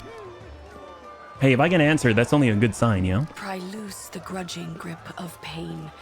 Cast off the veil of suffering flesh. Let light and life go forth in triumph to repel the skulking shade of death. There. A beautiful silver-haired woman leans over you. She seems ageless, her face wholly unlined, but centuries-old sadness gleams in her eyes. The longer she speaks, the stronger her voice becomes. Thank you for helping me. I accept your thanks, but my work is not yet done. Who are you? My name is Tyrendelev. I am the protector of the city. I need some water. Can I go? Certainly, but be careful. I am not entirely sure what the demons did to you. This wound is no ordinary injury, and it was inflicted by no ordinary weapon. Oh, that's not good. I have managed to get you back on your feet, but I have not yet healed you fully. Alas, sooner or later, your pain will return. Oh, that sucks. These people are a bunch of a-holes. Well, if they're on their deathbed, when else would you interrogate them? Those are some funny-looking men. But do not be Hey, little T crew. discouraged. You will recover, I promise you that. Tomorrow, come to the cathedral and say that you are expected by Tyrendelev, Oh, protector nice. of Canabris. We will find a way to help you. But for now, put this out of your mind and enjoy the festival. They are all too rare in this time of war, and merriment is one of the best medicines. She's actually really nice if you think about it. She doesn't know who I am. She offers to vouch for me, heals me up, and then says, go and play. And now that's a pal. Holy crap. Day of the City. Canabris is a city poised on the border between two worlds. On the one side, the Order... Oh, I just lost it. Oh, gosh. When a quest updates, you will see a notification at the top. Oh, it's all gone.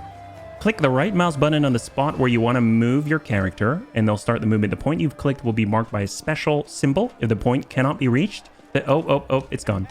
To move the camera, use WASD and rotate with Q and E. Okay, that I can do. That I can definitely do. All right, there we go. Nice. And I can scroll all the way in. That's as far as I can go. Look at this Triceratops. It's amazing. Lawful good cleric. Oh my god, the portrait is adorable. Yes, we've got look at this. He's got a little tiny like beak. It's amazing. All right, come on. Can I control him separately? Right click. Yes. Oh my god. Take a look at that. That's freaking glorious. And it's like another party member. We're 13 health here, yeah? Level him up. All right, let's take a look. What do we got? Animal Companion. Prerequisites. Unlike normal animals of its kind, an animal's companion's hit die, abilities, skills, and feats advance as the druid advance. Well, we're not a druid, but a cavalier. Advance in level. If a character receives an animal companion from more than one source, her effective Cavalier levels, stacked for the purposes of determining the statistics and abilities of the companion. Most animal companions increase in size when their cavalier reaches 4th or 7th level, depending on the companion. In this case, it's 7. All right, so we've got different things we can choose, right? Animal companion, aggressor, bully, bulwark, daredevil, death touch, racer, or wrecker. Let's impale an orc with a horns or something. All right, aggressor. Companions with the most vicious nature are called aggressors. Bigger than others of its kind, a bully is used to winning fights and displays of dominance for its choice of mates, territory, or other privileges. Bulwark. Companions with the sturdiest of skin who can endure incredible amounts of suffering are called bulwark. That sounds cool. Daredevil. Companions join the fray with graceful leaps or swooping dives, heedless of the danger. That does not sound like our Triceratops, let's be real. I'm going to call her Vera. Kidding. Whether the result of a partially successful attempt at a revival, a strange blight, or repeated exposure to the undead, death-touched companions are living animals with a trace of the undead, somewhat like Dampiers. So kind of like a... I mean, definitely does not look undead, so we'll stay away from that one. Racer. Some companions have uncanny speed, providing their masters with swift transport. Nice, but something tells me the Triceratops not all about the speed. Wrecker sounds a little more promising. Like unruly pets, some companions have a tendency to destroy nearby objects while unsupervised, and their masters can channel these destructive impulses into an advantage. Oh, that sounds really cute. I'm just picturing we're going into the china shop with our Triceratops and it goes around like very mischievously poking all the plates and china, right? I mean, that sounds pretty cool. So it looks like you get Sunder Armor. Gives a character an ability to perform the Sunder Armor combat maneuver, +2 bonus to combat maneuvers when performing, and +2 bonus to CMD. Not too sure what CMD is. And okay, Bulwark sounded cool. Armor proficiency, light barding. Proficiency with light barding. I'm assuming that's a type of armor. Oh, it's like Dino Riders. I remember we were talking about this, I think it was last week. We were talking about how in the cartoon Dino Riders, they've got like armor on and lasers and all that kind of stuff. Sounds like you could wear armor. That's pretty freaking cool. Yep. You can right click to... Oh, you can? Ah, heck yes. Thank you so much. I didn't realize, Jameson. Yeah. Seeing as you're tanking, maybe you want to make the companion more damaging. Sturdy. Bulwark gains damage reduction 2. At 4th level, every 4 levels thereafter increased by 1. And then we've got... I think it was aggressor, right? There's power attack for trip. Oh, bullies trip? It can trip things? Wow. Holy crap. Combat maneuver defense, CMD. Oh, so if someone were to try and trip you, then you'd be able to at least roll against it and have a bonus not to get tripped. That's pretty cool, yeah. Bull Rush. What's Bull Rush? The feat gives the character an ability to perform the Bull Rush combat maneuver, +2 bonus to CMB, and a +2 bonus to CMD when defending against it. A Bull Rush attempts to push an opponent straight back without doing any harm. If your combat maneuver is successful, your target is pushed back 5 feet. For every 5 by which your attack exceeds your opponent's CMD, you can push the target back an additional 5 feet. I mean, I think trip, I've heard trip is amazing. You can attempt to trip your opponent in place of a melee attack. If your combat maneuver is successful, the target is knocked prone. But if you think about, we've got Order of the Sword. It adds our strength when we charge. I kind of feel like aggressor, power attack, things like that might be pretty good. So I'm kind of rolling between bulwark and aggressor. Aggressor gets power attack. It loses evasion though. Oh, that's not good. And then bulwark gets... Oh, bulwark loses evasion as well. Oh, I didn't realize that. I didn't know that. Trip was OP from what I remember. Bull Rush helps if you got a lot of range attackers. What's sturdy? Gains damage reduction, devotion. I'm medium barding, but you lose multi-attack. I mean, bleeding strike. First attack every round if hit makes the enemy bleed for 1d6. That's level 6. So by the time we can write it, it's going to have bleeding strike. It doesn't get devotion. Will saves. Multi-attack. 3 or more natural attacks. A creature's secondary attack with natural weapons takes only a -2 penalty. So instead of like having the penalties, they're removed. And bleeding strike, bleeding strike, bleeding strike. So just keep buffing bleeding strike versus buffing... I guess we can just wear armor, which is really, really cool. But all right, we'll go with aggressor because it seems like we might need more damage early on. So we'll go with aggressor, yeah. Get that power attack in there and just smack people around. All right, allocate... Oh, skill... What? It can... Can we make a stealthy Triceratops? Can we make a stealthy Triceratops? Wait a minute. We can stealth.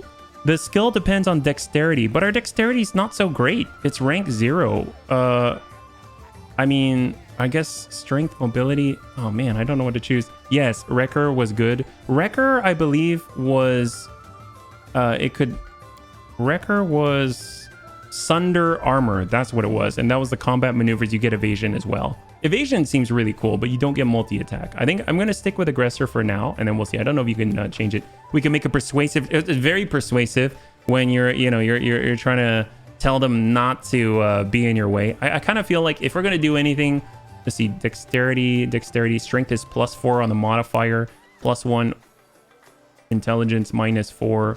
If we're going to do anything, what kind of sucks is that we already chose athletics for Hasturabambo, so, but this is where we're going to get the most benefit, yeah.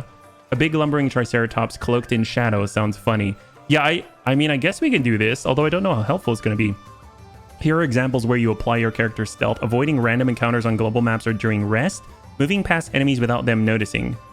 If we do mobility and athletics, I mean, that's what we chose before.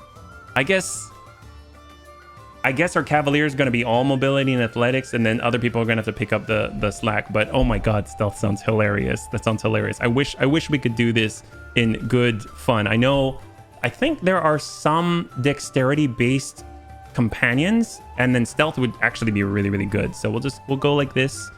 Here we go. Feats. Oh my god. Wow. Okay. Prerequisites for this thing here.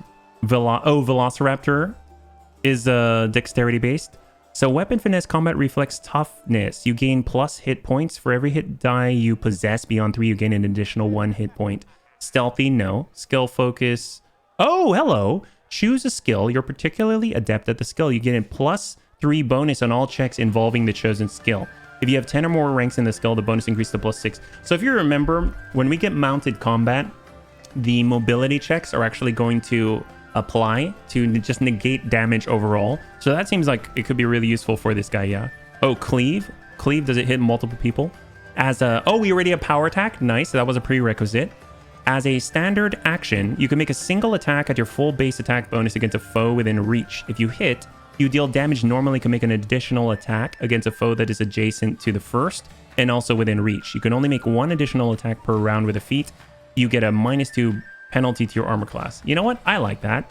Yeah, sure. Why not? We can definitely do that. Absolutely. Let's go cleave. It's just going to gore people anyway. Oh, we can name it? Holy crap. We can name it. Striker, Prudence. Let's call it, let's see. We're Hasturabambo and... Oh my god. What will we name this? T-Horn? T-Horn and Bubba. She's going to smash it. Cthulhu. I like Bubba. Holy crap, that sounds amazing. Oh, holy crap. Satoran, thanks so much for the raid. Welcome, readers. If you're joining us right now, we're currently just right at the very beginning of the game. We didn't plan on actually getting past character creation, but thanks so much. Hopefully you had a good stream.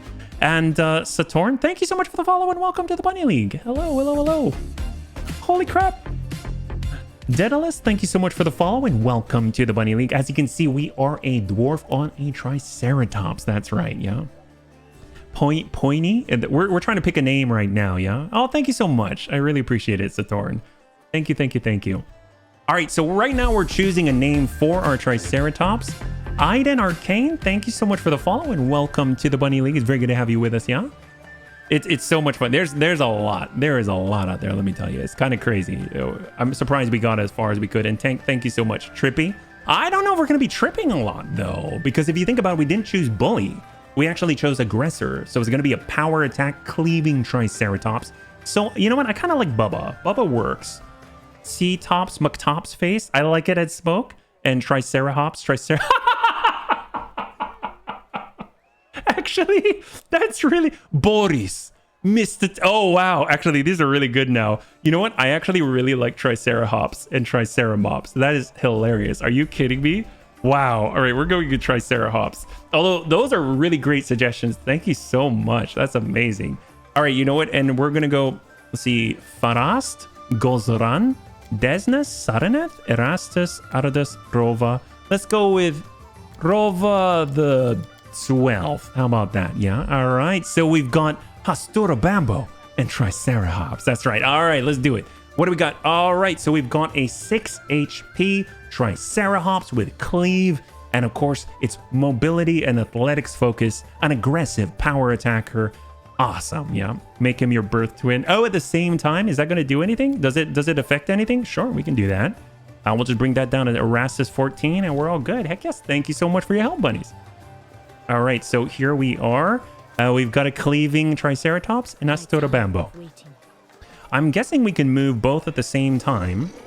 And I'm guessing we just go around and play in the festival, right? Does it say anything if we hit J, Day of the City?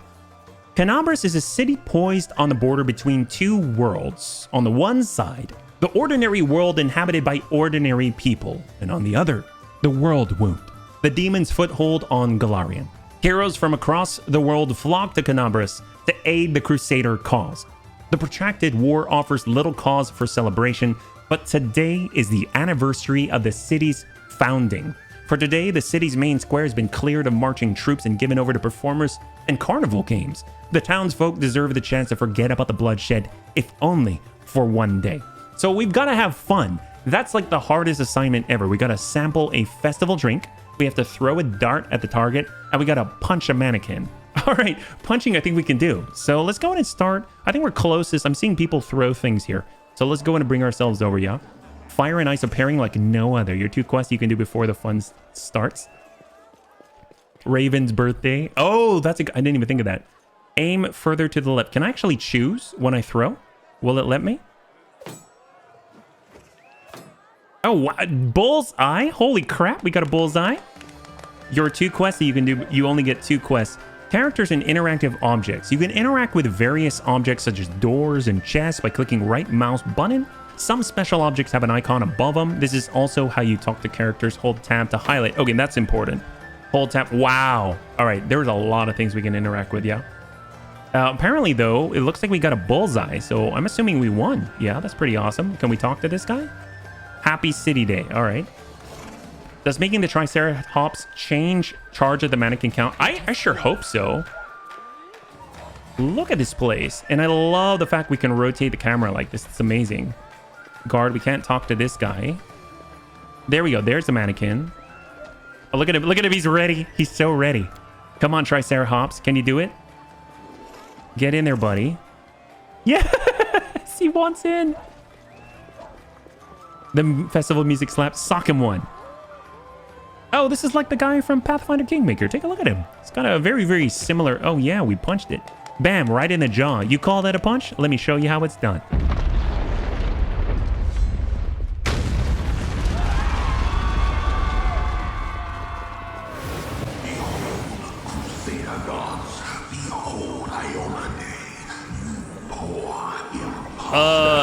Is that Tazinch? Your followers will feed my hunger.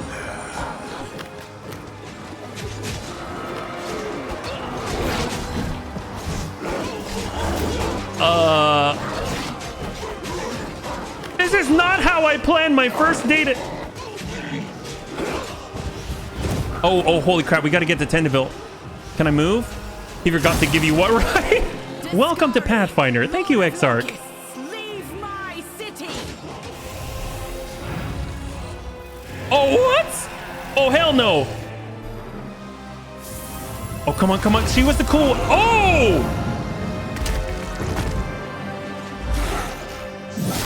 Let the feast begin. What? She was a dragon. Discari's here. Discari himself. Blimey. One minute we had a dragon, the next, bam, she was gone. What are you gonna do? Fight or flee? If flee is your plan, let me help you out. I've got a scroll here with a good protective spell. So who's Discari? Let's see, the guard, he said Discari. Larger than an elephant, this towering insectile nightmare wields a scythe made of bone. His wings are swarms of biting flies. His inhuman eyes glitter with cruel intelligence. Discari, demon lord of chasms. infestations, and Locust is believed by many scholars to be the usher of the apocalypse. Oh god. He carved his realm from the raw matter of the abyss using the Great Side Rift Carver, a weapon he crafted from the remains of the strange creature of his father. Pazuzu. What a noob! I'm sorry, I shouldn't make fun of his dad. Mated with tens of thousands of years ago. Discari and his cult long plagued the northern nation of Sarkoris, where his cultists were eventually driven into the Lake of Mists and Veils by Aradin. Yet upon Aradin's death, Discari's influence in Golarion ripened and burst, transforming Sarkoris into the demon-haunted world wound. Oh god, so I'm guessing he's crossed over, yeah? I've seen you somewhere before. What's the situation? Care to lend me a weapon? I'll try to fight the demons. Oh god, this is not smart, but... we have no allies. We're getting the heck out of here. I'm gonna look for a way out of here. Give me that protective spell. Right away. Stand still now. No fidgeting while I cast this on you. Hastura Bambo has no fear. Oh no! Good luck. Try not to get eaten now. Maybe a little. Yes, we do. What's false life? What does that do? I'm just gonna sit here?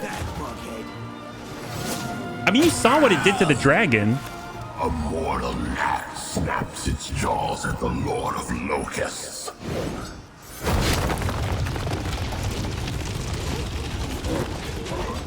Behold, Ione. Behold the temporary hit death I points. saw. We chose brave. Yeah.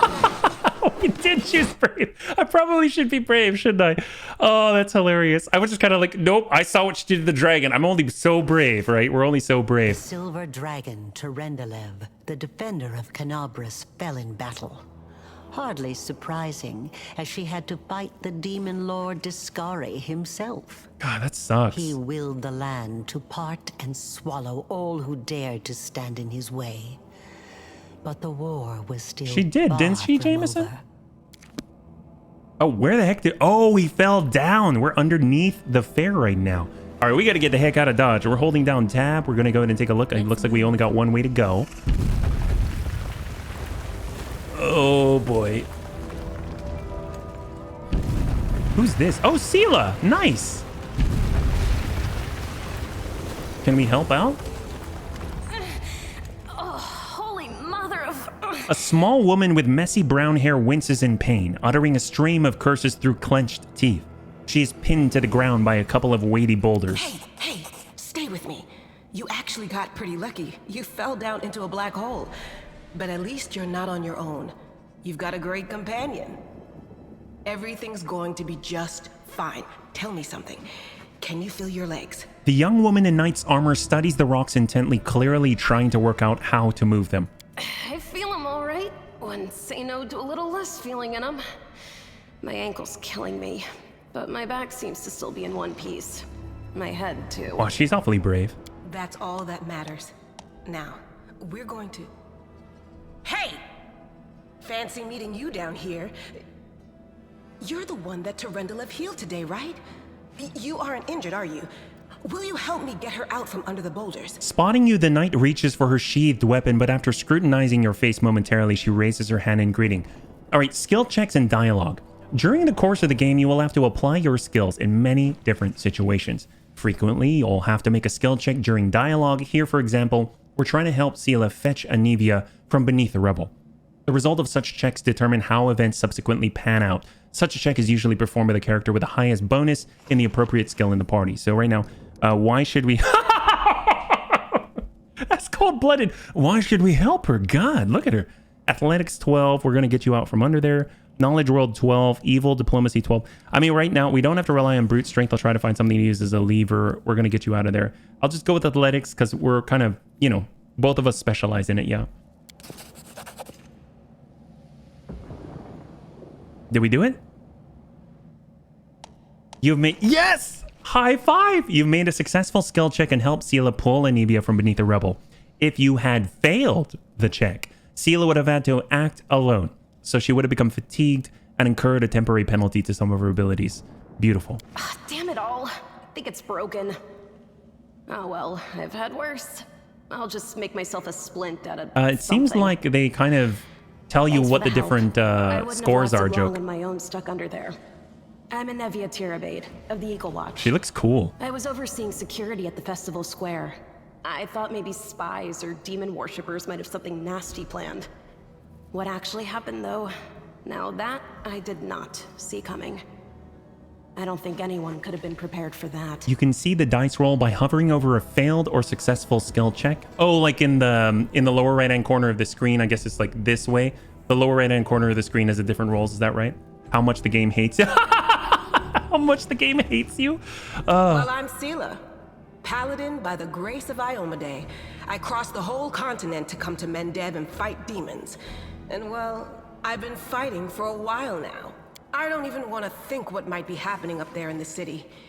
Canabres has lost the protection of Terendelev, and of the Wardstone too, looks like. It's a relic without equal. It was placed here personally by Iomede's herald, with the goddess's blessing.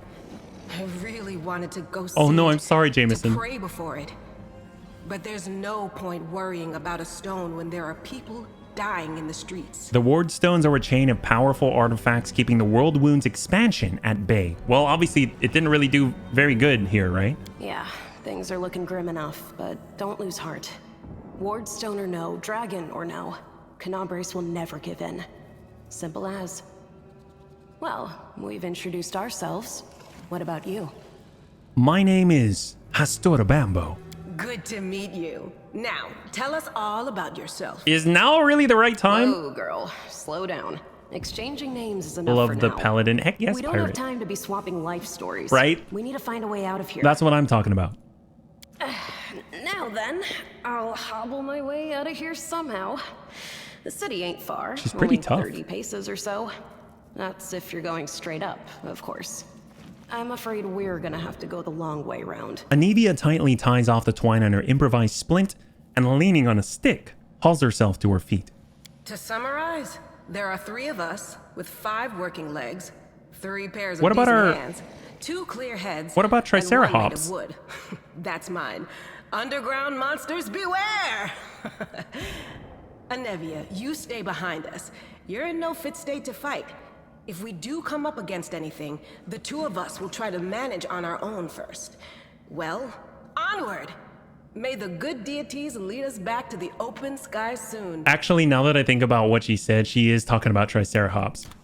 We're one party. Now your party has several characters. To select them, click on their portrait or use the appropriate key, Alt 1 through 6. To select several characters, you can drag a box around them with the left mouse button or click the portrait of the desired characters with Shift left mouse button. So I can actually select one and go Shift like that. And we've selected all 3. That's awesome. And I'm guessing she's just going to follow us around. So let me zoom on out so we've got a better lay of the land. I don't know if we can actually, we can rotate the camera, but it doesn't seem that we can like go and pan so we see over the shoulder or anything like that. So it's either just scroll in, scroll out, move the camera, or rotate around like this. It's still a lot of control for a game like this, yeah. Controls fairly similar to both. Heck yes. You'll find a lot of objects that contain loot. Enemy corpses, boxes, barrels, many other environment elements. To see what's inside of a container, approach it and interact with it as with any other interactive object. So we'll go ahead and pull that. Oh my god! It's our lucky day. Holy crap, are you kidding me? Cloak of Resistance +1. Long swords, heavy shields, long bows, cold iron warhammer, ever-burning torch, a flail, and a short... Oh my god, we're grabbing all of that. Holy crap. You've acquired a new piece of equipment for your main character. To equip it, open the inventory by choosing the character and pressing I. All right. Loot the thing that causes you to betray friends, break promises, burn bridges, and ruin your alignment. Now, in this case, this is exactly what we need. Because take a look at this. We specialize with the warhammer. We got a cold iron warhammer. That's freaking awesome. So we're going to go ahead and grab that. That's great. We've also got a short spear. I'm going to put that in the second loadout here. And we're going to start with this one. I don't know if we need range. I don't know if we're even... Can we wield range? I mean, I guess we can. So I'll go ahead and do that. See, oh my god, she looks cool. Wow, she looks badass. Holy crap, she looks badass. Heavy shield and longsword. She's already got what she needs. That's amazing. She already has a short bow. That's great. And a cloak of resistance. Grants wearer +1 resistance bonus on all saving throws. I kind of feel like maybe we need the help. Look at our constitution. It's 14. Our I'm going to be selfish. We're going to take it for ourselves. Probably need it on... Let's be real. I might switch it over to Sela, but for now, let's see how it rolls out. And then we'll give ourselves a torch. I don't know if we need the torch at some point. Yeah. All right. Not too bad. And let's freaking go. Yeah. Triceratops is moving. Oh, loot. It is a Oh, what? Her scale? From the dragon? You restore life to its deceased party member. A raised creature has a number of hit points equal to current HD. I don't know what HD is. Raised dead also removes the death's door condition. Coming back from the dead is an ordeal. The subject of the spell gains 2 permanent negative levels when raised. Permanent? Wait a minute. Can we change that? Oh, that's scary. A creature's permanent negative levels already equals hit dice cannot be brought back to life through... Oh, no, that's bad. Wow. Oh, hit dice? Holy crap. I don't know. Can the dino equip anything? Oh, it can. Oh, you know what, though? I think since we don't have the proficiency for armor, we can't really use it. He can't wear this, and he can't use any of the weapons. All right, that makes sense. Follow me. Thank you so much, bunnies. Who's there? The fine apparel of this young elf, half-elf... Oh, it's the pretty lady. The young half-elf woman is torn and stained with blood, dust, and dirt. However, she holds herself with such dignity that you would be forgiven for thinking you were at a high society party and not in the dank catacombs under the city. Her fingers grip her rapier hilt with confidence, ready to draw it at a moment's notice. At her feet lies a dead body, so mutilated that at first glance it's hard to tell if it's animal or human. Relax, friend. We're not demons or cultists. Don't poke my eye out with that thing, all right? We fell down here during the attack. I'm Sela, that's Anevia, and this is our new friend. Pastora Bambo. We're looking for a way back to the surface. I don't trust this lady. Really? I'm so ever glad to hear it. Allow me to introduce myself. I am Camellia. I was also in the square when... I can scarcely believe it. How did all those demons get into the city? I thought, naively it now seems, that the wardstone protected us from attack. And Terendelev, I can't wrap my head around I'm it. curious if it were an inside job or something, but then again, that Drazeki or whatever his name was, that giant Lord of Locusts, he seems to be really, really powerful to be able to just take down Terendelev like that. The girl relaxes slightly, but she keeps her hand on her sheathed weapon. Her self-control falters for a moment, and you glimpse the fear beneath her mask of perfect placidity. She licks her lips nervously. Tell me more about yourself. What happened to the poor man? Who is he? Yeah, I'm kind of worried about that. What happened to this guy? Who is he? I don't know. He must have been in the square when disaster struck. Right, Ed? I tried to revive him, but he was already dead. Do you think she's Damphir, Tank? He didn't get these wounds from the fall. See? Be on your guard. Whatever killed him likely hasn't gone far. Oh, I hope it's not Camellia. Hang on.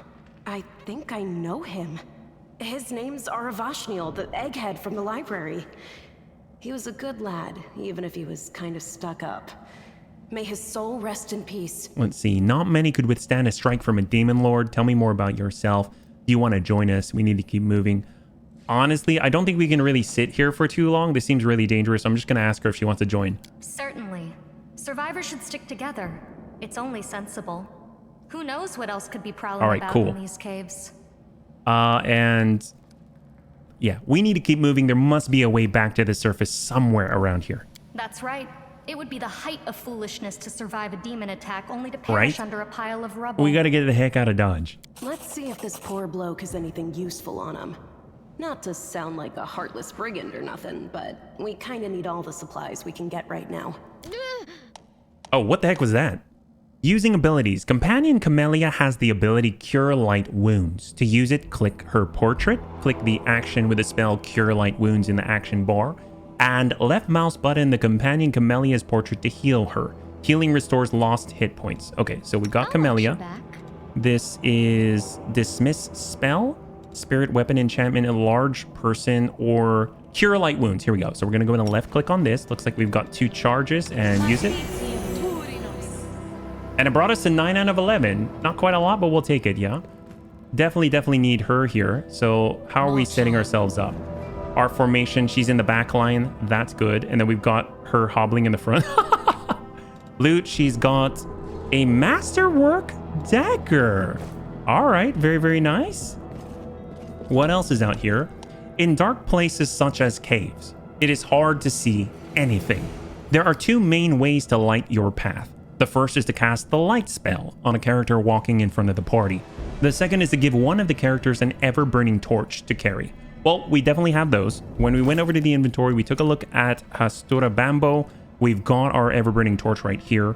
I'm curious. So if you see right here, you can see that 1 to 8 damage one-handed, 7 to 14 damage when equipped. I'm thinking that is two-handed is my guess. Oh no, Cold Iron Warhammer is one-handed. Let's go in and just stick an ever-burning torch in the opposite, and we should be able to see a little better, yeah? All right, we're moving. Oh, Centipede. Save the last one for me. Don't leave the mount. Oh, thank you so much. When combat begins, the game is paused. The pause is convenient to give orders to your characters. To pause or unpause, press spacebar. To order your character to attack, select them and click left mouse button on an enemy. To switch between turn-based and real-time modes, use turn-based mode or key T. Your enemies are highlighted in red, and your allies are in green. A stippled line connects a character to their current target, and a timer over a character's head counts down the time until the next round and picks this character's current scheduled action. You need two-weapon fighting, unfortunately. All right, so we're all paused up. We've got multiple centipedes inbound. Definitely got to select everybody here. I mean, I guess we'll just start by attacking the lead right here. Oh my god. Whoa! Jesus! Explosive damage. Holy crap, that's insane. More loot. Oh, they just exploded. Padded armor, light armor. I'm surprised that's not something that we can use. We did say that we have light armor proficiency, and right now we're not really wearing too much. We've got scale mail, so we've got a much higher armor class already. Right here, she's got light armor chain shirt. That's a lot higher than padded armor, and that's looking good. So we'll just keep moving. No point in having all that. Even better in turn-based, but I'm biased. Well, we'll see how it goes. I guess we'll definitely need it sometimes. We probably won't need it other times. I'm guessing these are more scales. And they've got Tyrendalev's scale. Camellia's alignment. Hey, Mac, welcome. What's up with Camellia's alignment? Does it say? Where does it say? Half elf. If I look at ourselves, oh, neutral good, and she is undetected.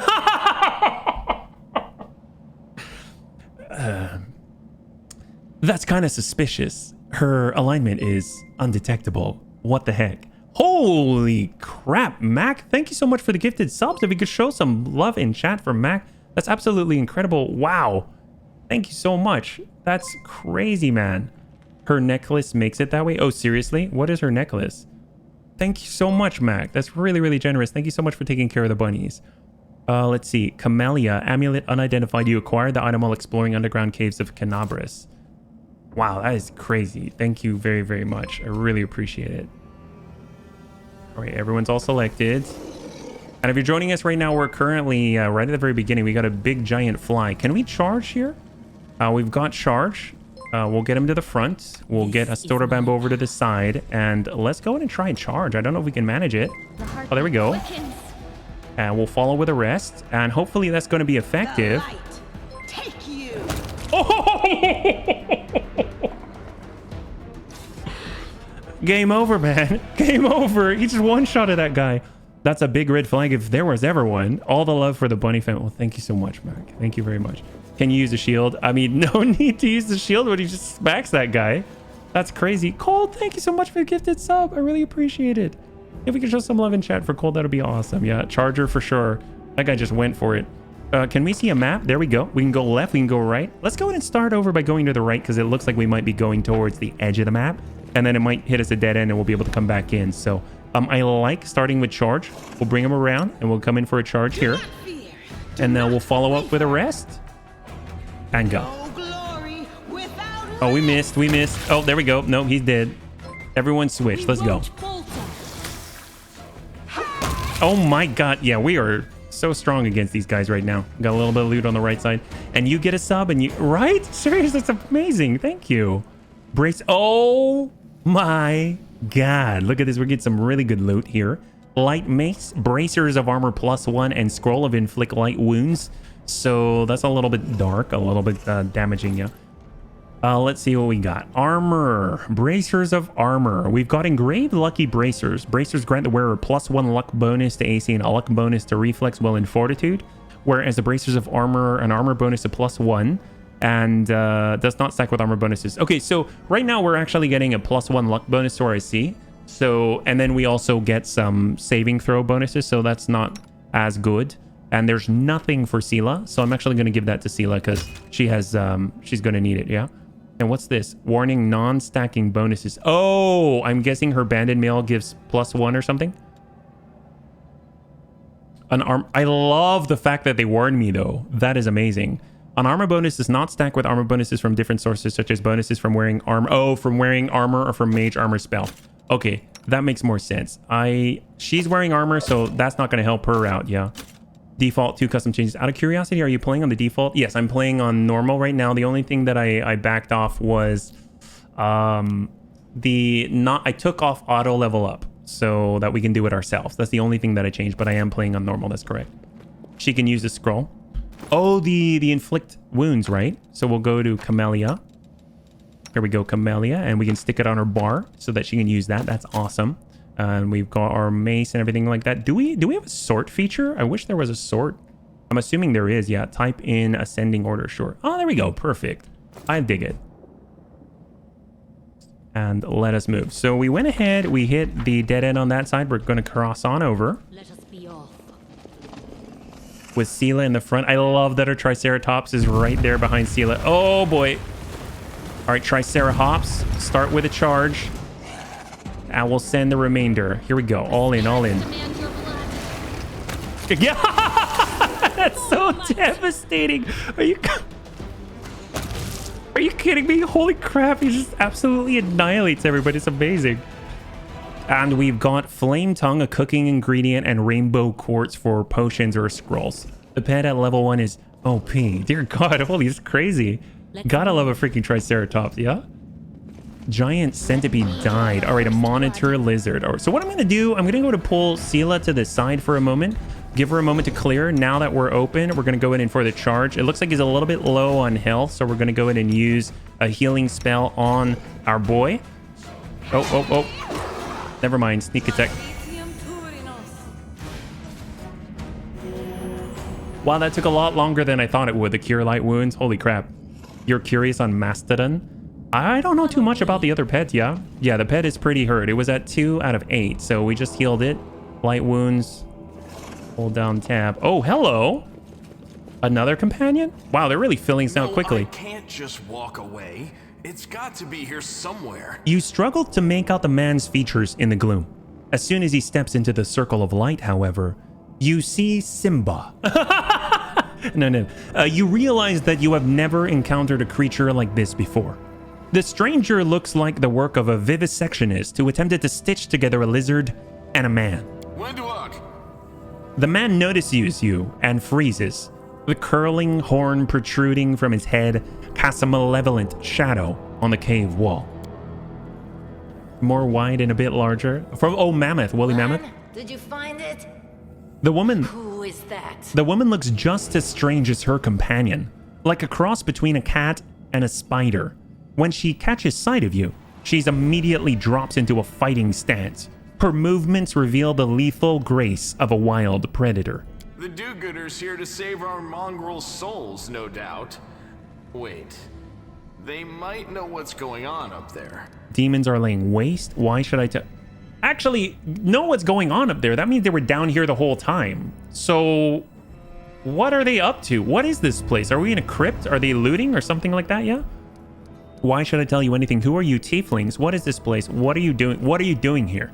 That's none of your business. We're looking for a holy sword. Oh, okay, that's fine. It was here, in the center, sticking out of a rock. Oh, the sooner we find it, the better. The sword in the stone? Our tribe took off for the shield maze. They figured it had collapsed, and now it's their time to go up to the surface, like all the legends foretold. What the heck? Except they don't have a clue what's waiting for them up there. They're not fighters. And Saul, the chief of our tribe, is dead set against it. He says that now isn't the time for the underground crusaders to take up arms. If we get the Holy Sword, we might be able to change the chief's mind. Hey, Storm Squall, thank you so much for the follow and welcome to the Bunny League. It's very good to have you with us, yeah? It's a fool's errand. None of us will be able to hold the sword, let alone use it to save anyone. It's not an ordinary weapon. It's made from righteous heavenly flame and will burn anyone who touches Their voice acting's really good. Do you think you're special, Lan?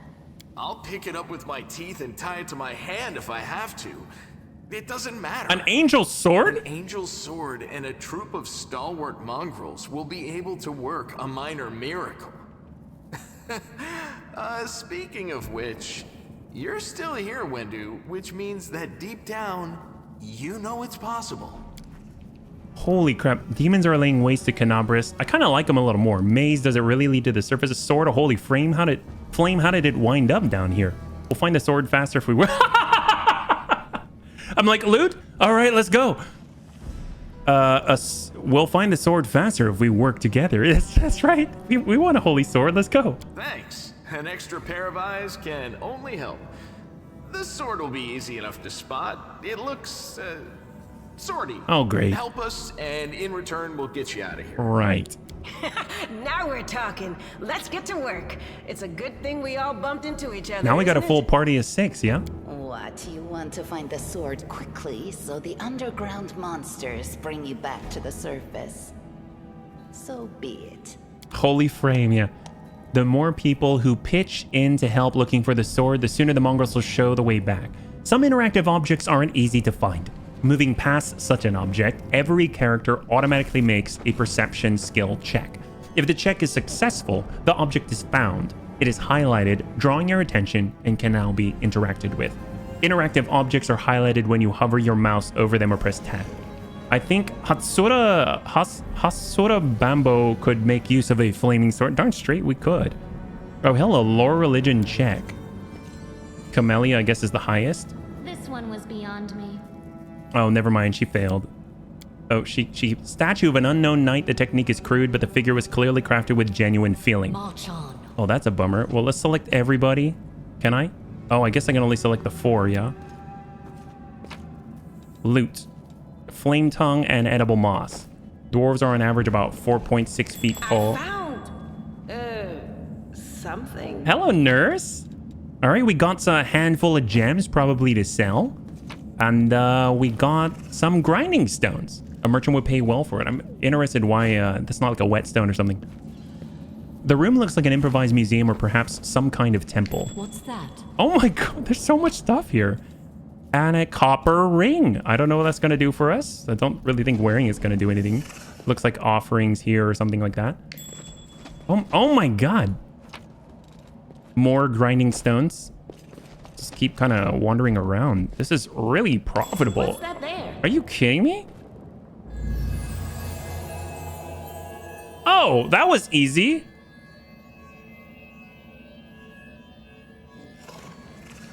Right, Jameson?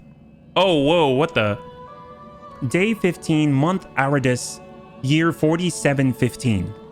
A strange flash pierces the gloom, and Astora Bambo feels drops of searing blood running down her chest. The wound healed by Terendelev reopens and weeps scarlet, but there is no pain or weakness.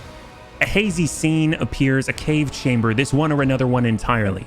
Astora Bambo's heartbeat quickens, and a stream of thoughts suddenly burst into her mind. Thoughts that clearly belong to another. Treachery. They betrayed me, trapped me, and stabbed me in the back.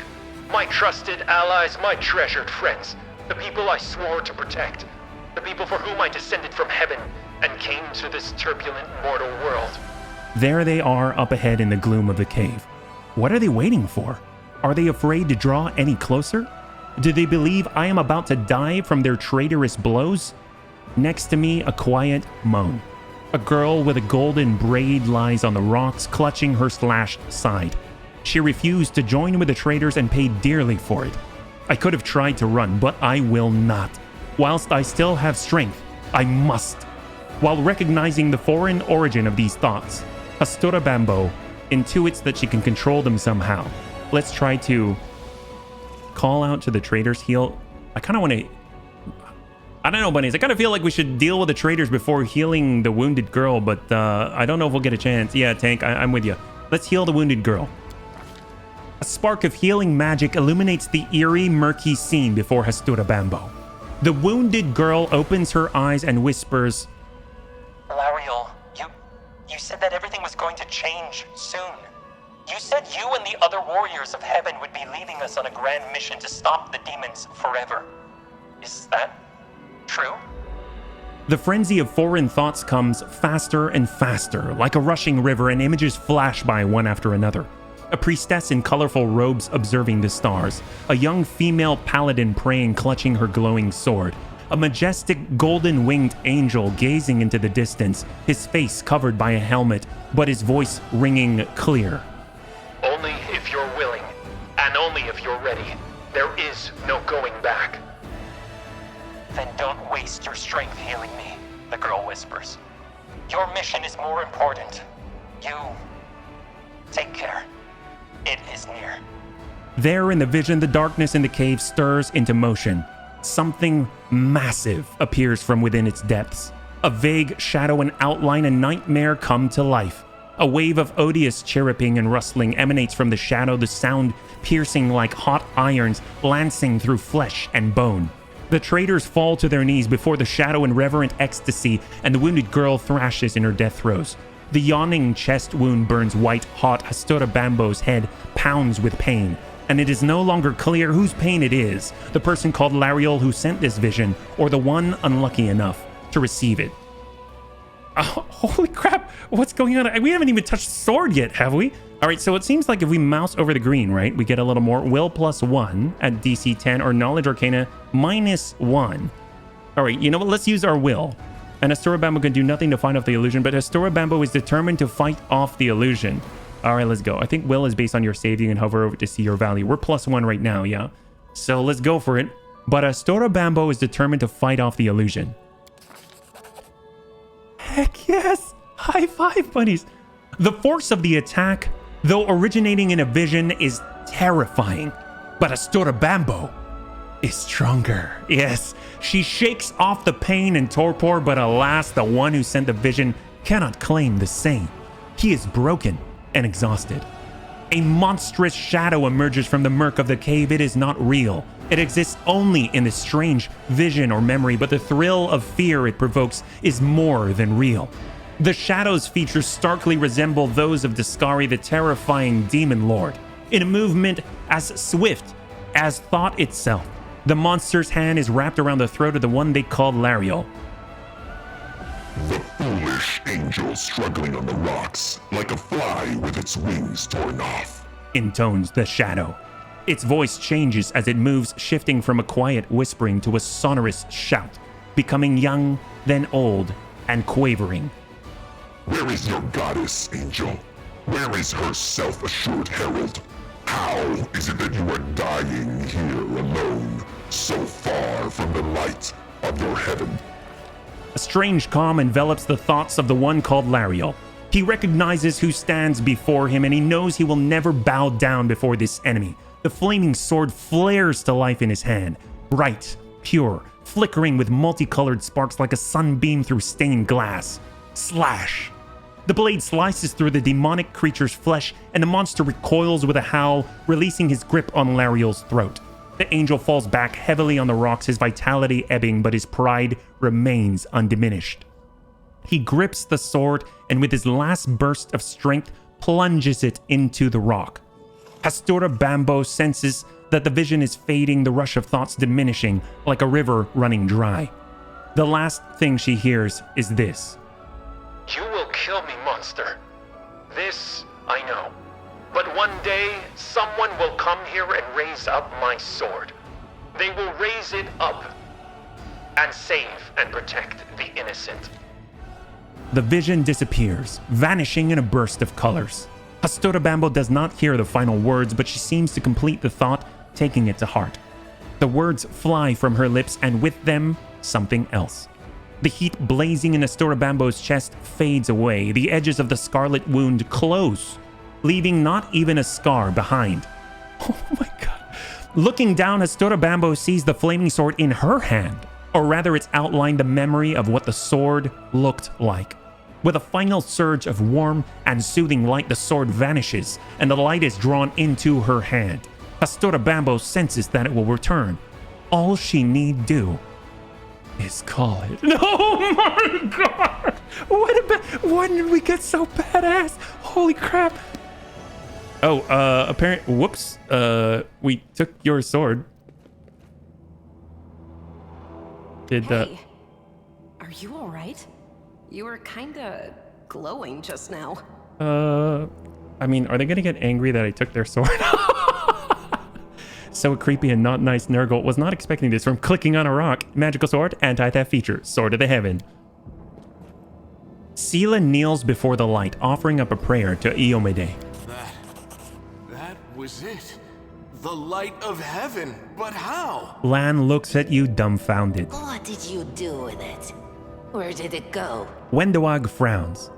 I think I saw the memories of Lariel, the angel who died here. Lariel? That really was Lariel? The angel from the legends. The ancestors even got his name right on the gravestone. The chief will be thrilled. I gotta go. Glad to see you're getting better. Enjoy the rest of the stream. Bye. Joke, thanks so much for hanging out. Thanks so much for joining us. I hope you have a wonderful rest of your evening, and we'll catch you on the next one, man. Have a good one, yeah? Very, very good reminder. We're about maybe like 40 minutes left, so thank you so much, yeah? You. Thousands of gongs, and no one's been able to touch it. And now you, an ordinary creature of flesh and blood, no different to us, get the sword and start talking about visions. Or just that kind of dwarf. Wendawig watches you with suspicion. Now, Wendawag, don't be a sore loser. She is clearly different from us. The sword appeared before her, along with the angel's name and all that other stuff.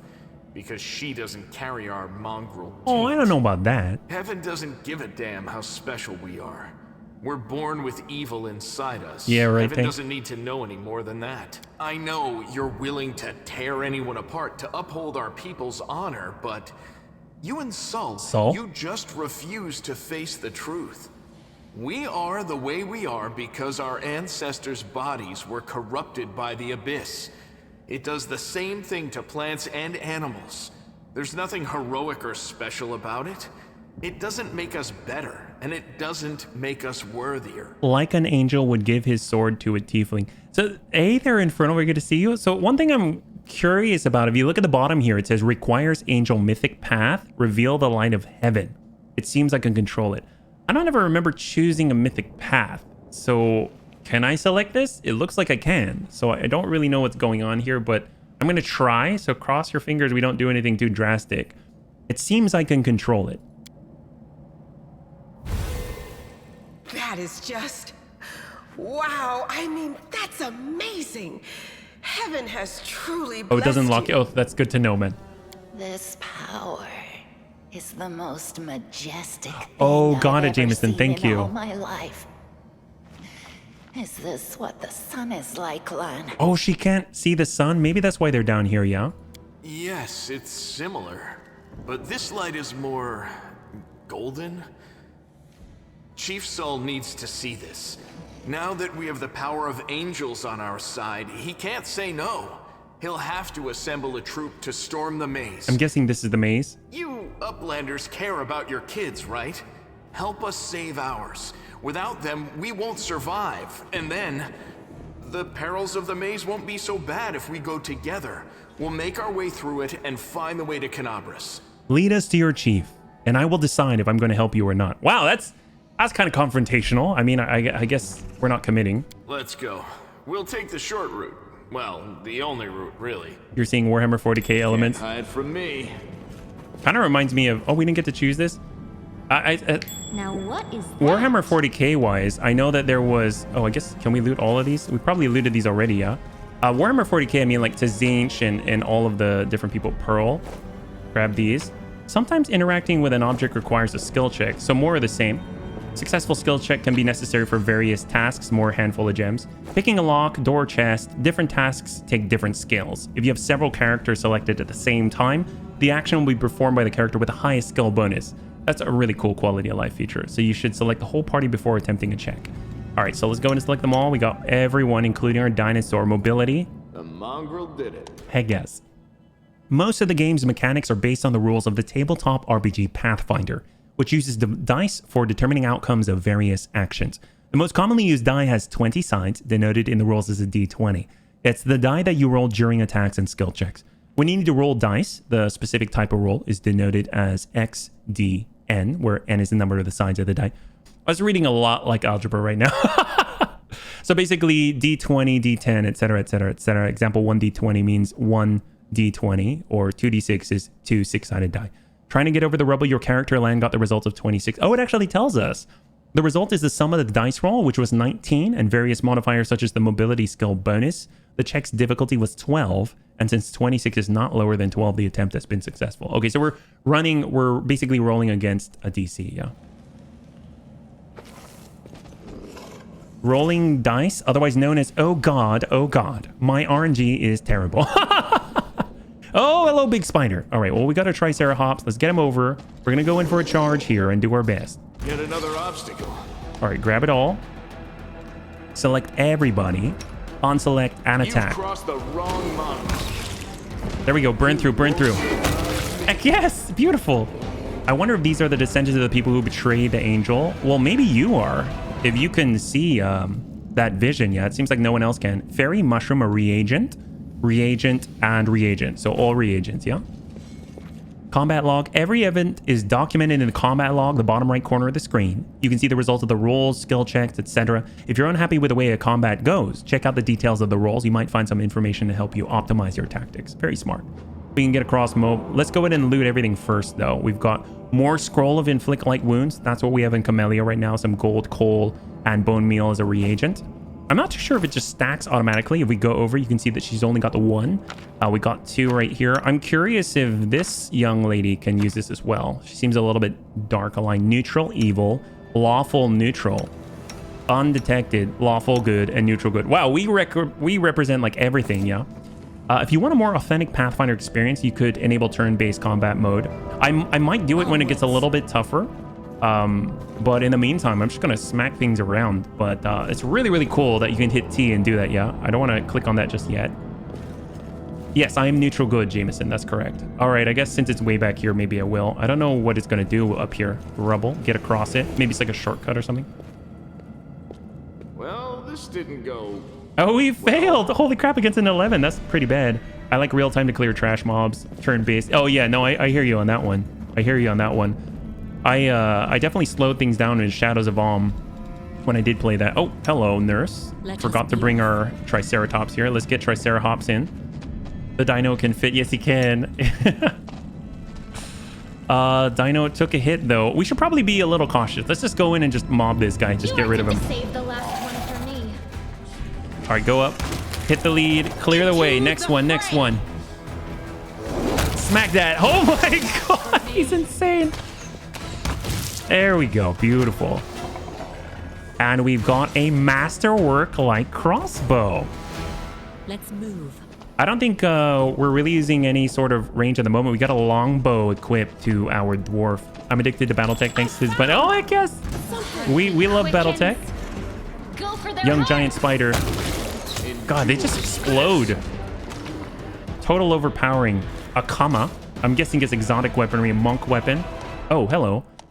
Every attack during a combat entails the following calculation. First, the attacker makes an attack roll, compares the result to the target's armor class to see if the attack was a hit or a miss. If the attack hits, the attacker makes a damage roll to see how much damage it deals. Attack is an attempt to harm an enemy during combat, and to make an attack roll, you roll a d20 and add various bonuses and penalties. From the equipped weapon, various abilities, active spells, other factors. The sum of all these numbers make up the attack roll result that is then compared to the target's AC. In this case, the last combat, your character, Triceratops, attacked the enemy young giant spider, got a 23. Let's break down the result. Roll d20. We got an 18, plus 5 on an attack bonus, strength plus 4, plus 2 on flanking, other -1 for a power attack because he's an aggressor. And the armor class was 14, so we just absolutely decimated it. They got a dexterity bonus, and this is all really, really useful. I'm guessing it's in the encyclopedia. Yep. Freaking cool. If we ever need to go back to it, we can actually take a look at this encyclopedia. That's awesome, yeah. Okay, let's see. We got everybody. Everyone's all selected. Keep it moving. Very, very narrow tunnels down here, but we're trying to get back to Land's people, yeah? I love the fact that they're sort of hobbling along. Wendua glances at Lan, who is fixing his slip bowstring, and quickly walks over to you. Her cat-like eyes glow from beneath her hood. Listen here, you. I don't know who you are or where you come from, but you and I are the only two people here who see things clearly. That's why I'm asking you. Don't show the light of heaven to Saul.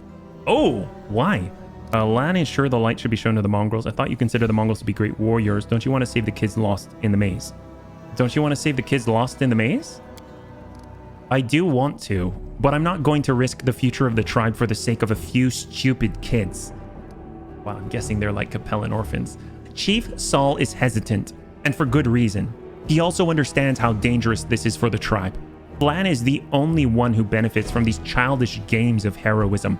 I'll go alone if I have to and find them, or whatever's left of them, without any heroics, relying only on myself, risking only my own life. You and your friends, you can come with me. Perhaps we can make it to the end of the maze together and find the way out to the surface. Ooh. Lan is sure the light should be shown to the mongrels. Lan... Wendua grimaces and a guttural husky snarl unfurls in her throat. He wants to play the hero. His first idea, if you remember, was to grab the sword and run headlong into the maze. Does that sound like a plan to you? To me, it sounds like suicide. The worst part is the tribe might actually take his words to heart and follow where he leads. I'll think about it. Let's go. Neutral evil, yo. Neutral evil. That's a very good point. She's neutral evil and we're neutral good, yeah? Notable is Pathfinder by default. You can try any skill check any number of times as long as the action required is still possible. That's awesome. You just keep rolling. Don't show the chief the light, and I'll lead you through the maze to the surface. I swear it. Oh boy. I wish people in real life wore their intentions on their sleeve like an RPG. Right? Right? I'm guessing we're there now, yeah? Leaving a location. I'm surprised they don't go, you must gather your party before venturing forth. Click this icon to leave a location. To leave, your whole party needs to be near it. Before leaving, you'll be able to review and collect the loot you've left behind. Oh, wow, it tells you. So, let's see, trophies left. Oh, we didn't loot these? Really? Okay, that is a cool feature. That is amazing. Are you kidding me? Holy crap, they just tell you what you left behind. That's amazing. Yeah, we'll grab that. And let's go. Wow, that's crazy. I'm assuming that's based off of what you can perceive, though. So they wouldn't let you collect something that you couldn't. And let's see, we got about half an hour left, so we should be able to meet the mongrels, yeah? They decided to make you only able to try a skill check once. I don't know if they did the same in this. March on. Oh, look at these little ones. What is this? Holy crap. There are all kinds of different types of people, races, things like that. I can't really talk to them, fortunately. We have nothing to feed you. Go to one of the other tribes. Feels less D&D, more Disney. Really? I dig it, though. I really, really dig it so far. Oh, that thing, Ed? Your first impression of the mongrel village is of a squalid dump, with the odors to match. Unblinking, glowing eyes watch you from the gloom, and deformed shadows slope between the huts. You see some mongrels gutting white eyeless fish while others are repairing fishing nets. All the signs of normal village life, but tense expectation hangs in the air. A heavy-set, aged mongrel slowly shuffles his way towards you. The hair on his head grows in limp, wispy strands, and his face has a distinctly rat-like visage with pronounced teeth. And you hear a rattling sound in his chest with every breath he takes. One of his eyes is white, fully scarred by cataracts, while the other gleams with moisture. Uplanders! End times are upon us indeed. Chief Saul, we found the angel's sword, and we found the one who can wield it. Lan points at you.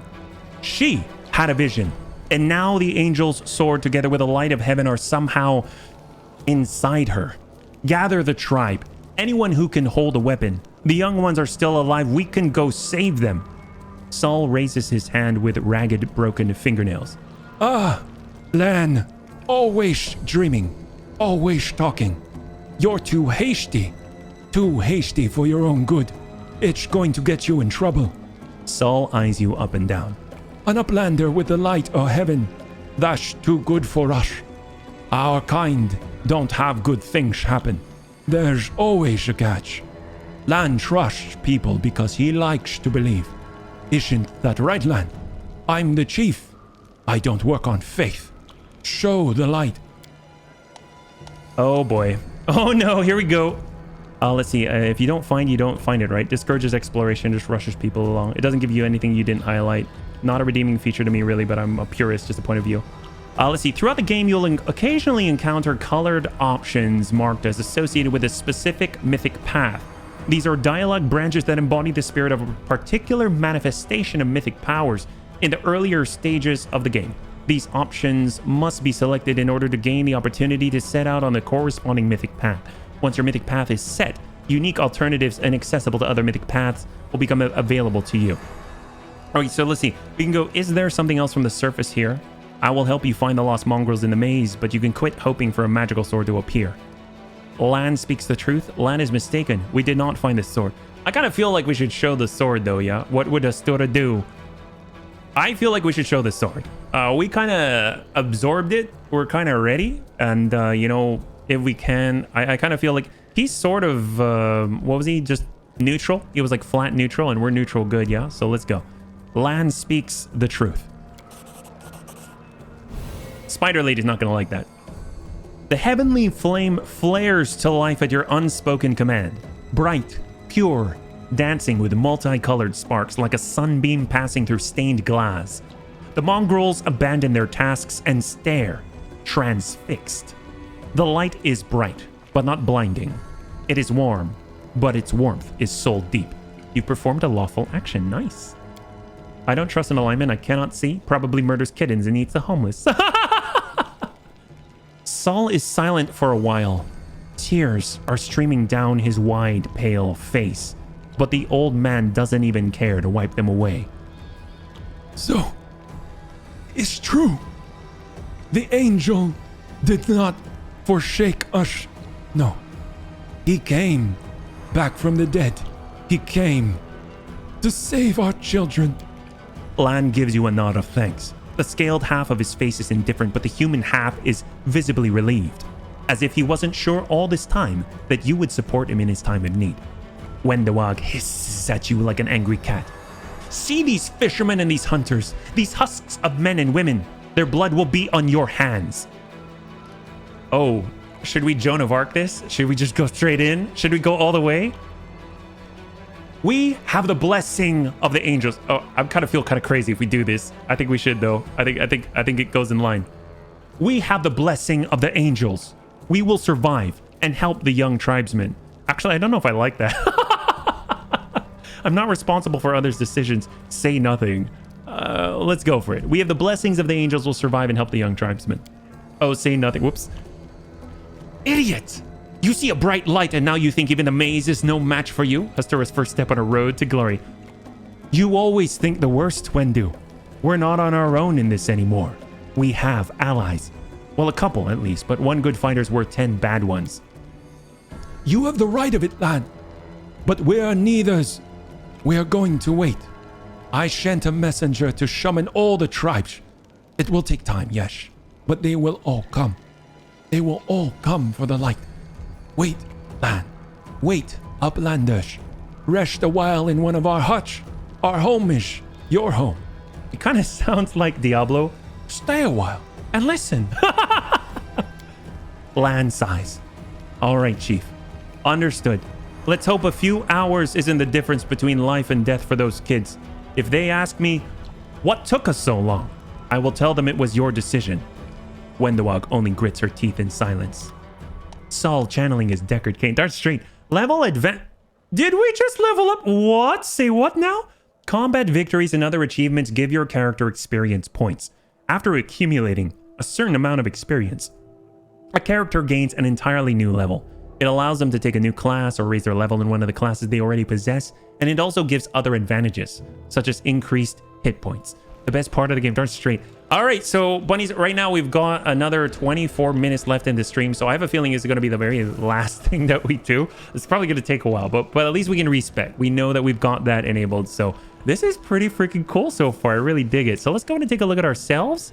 So Beast Rider, here we are. So we're just going to stay with Beast Rider on this one, and we're going to go Beast Rider all the way to 20. Because I really want to get that supercharge. I think you can you drag this out a little bit? Can I advance so we can see farther down? I don't know if we can do that. I was kind of hoping that we could sort of like drag this out from the left and then there we go, we see it. So right here you can see Supreme Charge. At 20th level, whenever the Cavalier makes a charge attack while mounted, Blue Feral, thank you so much for the follow and welcome to the Bunny League. It's very good to have you with us, man. At 20th level, whenever the Cavalier makes a charge attack while mounted, he deals double the normal amount of damage or triple if using a lance. You got to remember that we're a mercenary. We've got the proficiency with long spears, and javelins. So I think those count as lance type weapons. That'll be really cool. Triple damage on the charge. That's insane. In addition, if the Cavalier confirms a critical hit on a charge attack while mounted, the target is stunned for 1d4. Oh my god, we stun. And a will save reduces this to staggered for 1d4 rounds. The DC is equal to 10 plus the Cavalier's base attack bonus. That sounds awesome. So we're going to go ahead, bring that back, and we're going to push forward with Beast Rider. We can allocate skill points. We did mobility. We did athletics. Those were our choices. And, you know, we got charisma +1. Not the best. I mean, out of everything else, keen senses for perception. That was from being a dwarf. Charisma +1. I mean, we've got dexterity for trickery, and we're losing some stealth here. So trickery is to disarm traps or devices, open locks on doors and chests. I kind of feel like we need a dedicated trickery person. So out of all of this, I kind of feel we should just do persuasion instead, yeah? Knowledge is for the dialogue options, you think? I mean, I guess knowledge world, we lose because of intelligence, unfortunately, but it's +0. This is already +1. Is more for flavor. I see. Okay, I didn't realize that. Well, you know what? We're going in for it. These are going to be our 3 right here. We're going athletics. We're going mobility because we've got the most bonuses there. And then we're going to go with knowledge of the world. Yeah, level up the Trihorn. We'll be able to do that too. Yeah. All right, what do we got? By my honor. At the 2nd level, the Cavalier must select 1 alignment. As long as he maintains a selected alignment, he receives a +2 morale bonus to 1 saving throw of his choice. So chaotic, good. Oh, wow. Neutral. I kind of feel like we're going to be good, but we're like neutral good, right? So does that mean that as long as we're good, as long as we're neutral? I mean, neutral, but we did lawful. Let's do good. Your persuasion transfers over from your party members, which is a double-edged sword. I mean, I like chaotic good. If we go with good, then that'll allow us to be chaotic as well, right? So let's see. Good is fortitude save, reflex save, or will save. I think will save, if I recall, is will save against fear and stuff like that, because I kind of feel like that's like the thing that I dread the most is losing control of the character. So if that's the case, I kind of feel like maybe we should do goodwill. Oh, goodwill. You know, we're going hunting. Maybe it's goodwill hunting. Heck yes, let's go. Will is versus. All right, so we'll go goodwill hunting. Here we go. We're going to select goodwill. It's going to be our alignment there. And what have we got? Our results here. Goodwill. Alignment is mainly based on what kind of mythic path you want to take. All right, we'll go for good. I don't know too much about our mythic path so far, but I dig this. So we're complete that level up. Beautiful. We got our Triceratops, an aggressor. Beautiful. Already an aggressor. We'll push that forward. We get a couple of skills. We already did athletics and mobility. We might as well. We'll just keep going with those 2. Those are going to be those 2 for our boy right here. Yeah. You can see +9 on athletics. That's insane. He's like it's like the most athletic companion ever. Yeah. All right, let's do this. Let me know when you want to stop giving advice. Oh no, I'll always take the advice. Yeah. I may not follow it, but I love hearing it and I love considering it. So please always feel free. As you can see in the tags for the stream, backseat driving is allowed on this because I know jack squat about this game. So let's see. We've got Seela, we've got Camellia. Okay, so these are the ones that I'm a little bit nervous about because I don't know too much. Seela seems like a protective sort. Paladin, I think just for this kind of playthrough, I don't know if I'm up to multi-classing right away. So I'm just going to go down this Paladin path and we'll just go with that. Just keep it easy. And so let's see. What does she have? Right now, she's got strength buffs, dexterity, competence, class skill, knowledge world. Oh, wow. Holy crap. She's already buffed the heck in knowledge world. So I kind of feel bad. Wisdom, charisma. Oh, her charisma is better than ours. Oh, crap. All right. What do we go? Persuasion, knowledge world. I know we're kind of doubling up. Now I feel a little silly. And then trickery's +2. Take a look at that. Perception. Who's going to perceive? I would imagine that perception is based off wisdom, though. So if we had any sort of like caster or something like that, maybe that'll be a little bit better. But she gets 1 more point. So mobility could potentially offset, right? It can offset. The skill depends on dexterity ability score. Mobility represents character's talent for balance. Move past opponents without provoking attacks of opportunity. Squeeze through tight spots. Move a heavy object or jump. Stealth. I kind of feel like we need to sort of start negating this. So if I had to choose a third one, I might choose mobility. Oh, use magic device. Oh, for her to be able to use scrolls and things, yeah. Multi-classing is best with martial classes. There's some crazy fights in Act 4 and 5. If you're on normal, no need to sweat it over builds. Oh, thank you so much, Exarch, yeah. Dipping on casters is bad. All right, so I guess magic device. Let's see, what does it allow us to do? Activate wands and scrolls you'd normally be unable to use. I can definitely see that being useful for a paladin, I guess. If they want to buff themselves, maybe they got scrolls of bless or something, I don't know. So sure, we can do that. I couldn't really choose one very readily, so we'll go for that +3, yeah. Dinner description mention religion. For her, lore religion. I mean, she's got +1. I guess. Skill depends on the wisdom ability score. Divine spells, scroll, scribing during camping. Recall knowledge about the planes or religions. I mean, she's got +1 here. I guess she has +2 here. So I'm actually going to go with the use magic device only because she's already got a bit of a boost there. And I kind of want to just accentuate their natural abilities, yeah. When you multi-class, you end up splitting your caster level in 2, which slows down spell progression. Lay on... Nice! Lay on hands. Can heal the wounds of others by touch, on self, and just in general. That's awesome. Divine Grace. Special abilities. At 2nd level, a paladin gains a bonus equal to her charisma bonus on all saving throws. And it's plus... I have a feeling she's going to need to be extra charismatic. We can buff her. Look at this. It's going to be an even one, right? Buff it to 16, she'll get +3. And Divine Grace, you get a bonus based off your charisma. That's awesome. Let's complete this here. And we've got Camellia. Spirit Hunter. Okay, this is interesting. What is the deal with this? Shaman Spirit Hunter. Does they say anything? I don't know anything about this class. Most shamans seek spirits to learn from them. Spirit hunters pursue them to eliminate. Some of these loners are on a quest to rid the world of evil spirits and restless ghosts. Others fight spirits to gain more power, and some join the wars spirits wage amongst themselves. No matter how mysterious and inscrutable for a mortal's minds these could be, spirit hunters learn to enchant their weapons so it could harm the incorporeal enemies as easily as mortal flesh. Interesting. Interesting. I know that they were saying she uses a rapier, right? You can see she can use medium armor, light armor, simple weapon proficiency. So if we go in deeper, right now, Hex. I'm guessing this is level 2. A shaman learns a number of magical tricks called hexes, which grant her powers or weaken foes. At 2nd level, a shaman learns 1 hex. At 4th, 8th, 10th, 12th, 16th, 18th, and 20, the shaman learns new hexes. Using hexes is a standard action. Oh, and we can choose one. Interesting. So it kind of almost plays out, sounds kind of bardish. Yeah, and she's got to still focus on trickery. That's going to be great, yeah. It's a weird fighty druid thing. Paladins are strong. Paladins in most games are most likely to survive against all odds. All right, so I'm actually just going to stick with this. I know nothing about this, and I think it might be the easiest just to keep going down.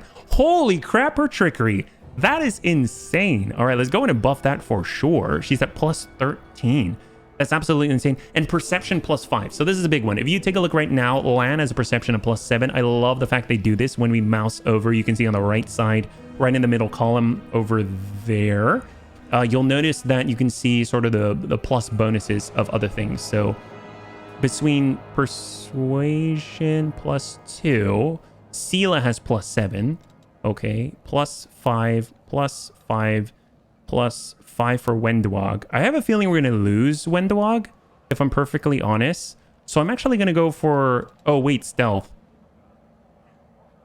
I have a feeling stealth's going to be important if she's sort of like a tricky sort of person. So, all right, I'm going to go for stealth. She's a bit weak at the start, but I'm around level 8. She's kicking butt. Heck yes. Well, I'm going to choose trickery and I'm going to choose stealth. Obviously not one of the primaries, so I don't know how useful that's going to be. I'm starting to double think that one. Lore nature seems to be the way that I should probably go. All right, I'm sorry. Stealth is Wendewog, but no one's stealth. All right, we need somebody for it, so she's going to be this. Although Lan I think is ranged, right? So he could be stealthy. All right, we're going to go with lore nature because Wendewog, I have a feeling she's not going to like us because she's evil. So we'll go like that. And we need someone here, yeah. You get perception on same character that is trickery. Why is that? Is that because they're usually closest to things to detect? I mean, we've got other people to detect too, yeah? I mean, I think Lan, his perception's up there, right? Does she have a bonus in she doesn't have a bonus in persuasion, although she's relatively high. Lan's at 7, so we could just push him up in stealth and perception, and then she could be lore nature and trickery. Yeah. Same stat rolls, I think. Perception is based off of wisdom. Lore nature is based off of wisdom. And then trickery is based off of dexterity, and so is stealth. But obviously she's got minus here. I'm gonna stick with lore nature. I like what you're saying with perception, but I feel like if we hyper focus land to perception and stealth, then that might serve us well. So I'm gonna do that. Yep. I like having my front line with perception because they're usually the ones accidentally stepping on traps. So she's in the back. Land's in the back right now. So perception would have to be on either Sela or our Cavalier, unfortunately, and they're really low. So if we look at perception right now, you'll see Hestura Bambo's +1, Sela's +1. So, I mean, if we have our girl with trickery, who's sort of the one that disarms traps and things, I'm gonna... Oh, that's a good point. If she's disarming traps. All right, we'll do it. Thank you very much. Up to +6. Oh, holy crap. Look at this. Lore nature, you gain +4 off of 1 tick versus perception of +1. All right, I'm actually going to do lore nature. That's too high. I know I keep swapping back. That's crazy. That is so crazy. All right, and we can choose a hex. So many hexes to choose. The dino could get... He is in the front. You're right.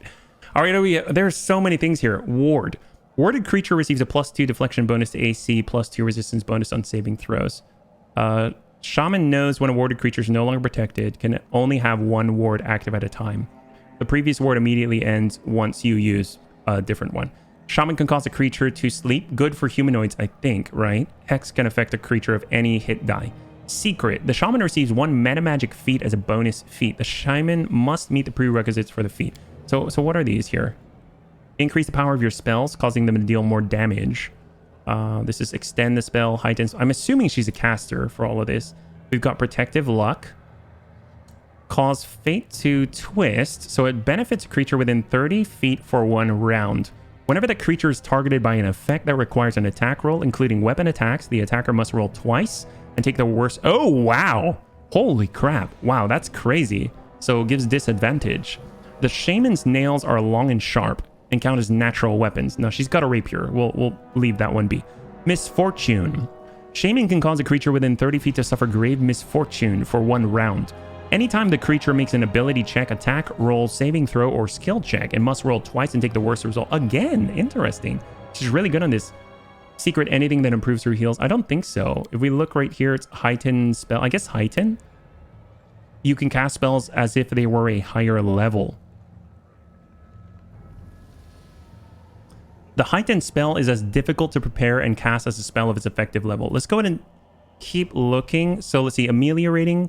Shaman can touch a creature to protect it from negative conditions, suppress the effects, like dazzled, fatigued, shaken, or sickened. That sounds useful. Aura purity, diseases, inhaled poisons, noxious, gaseous effects are negated in a 10-foot aura.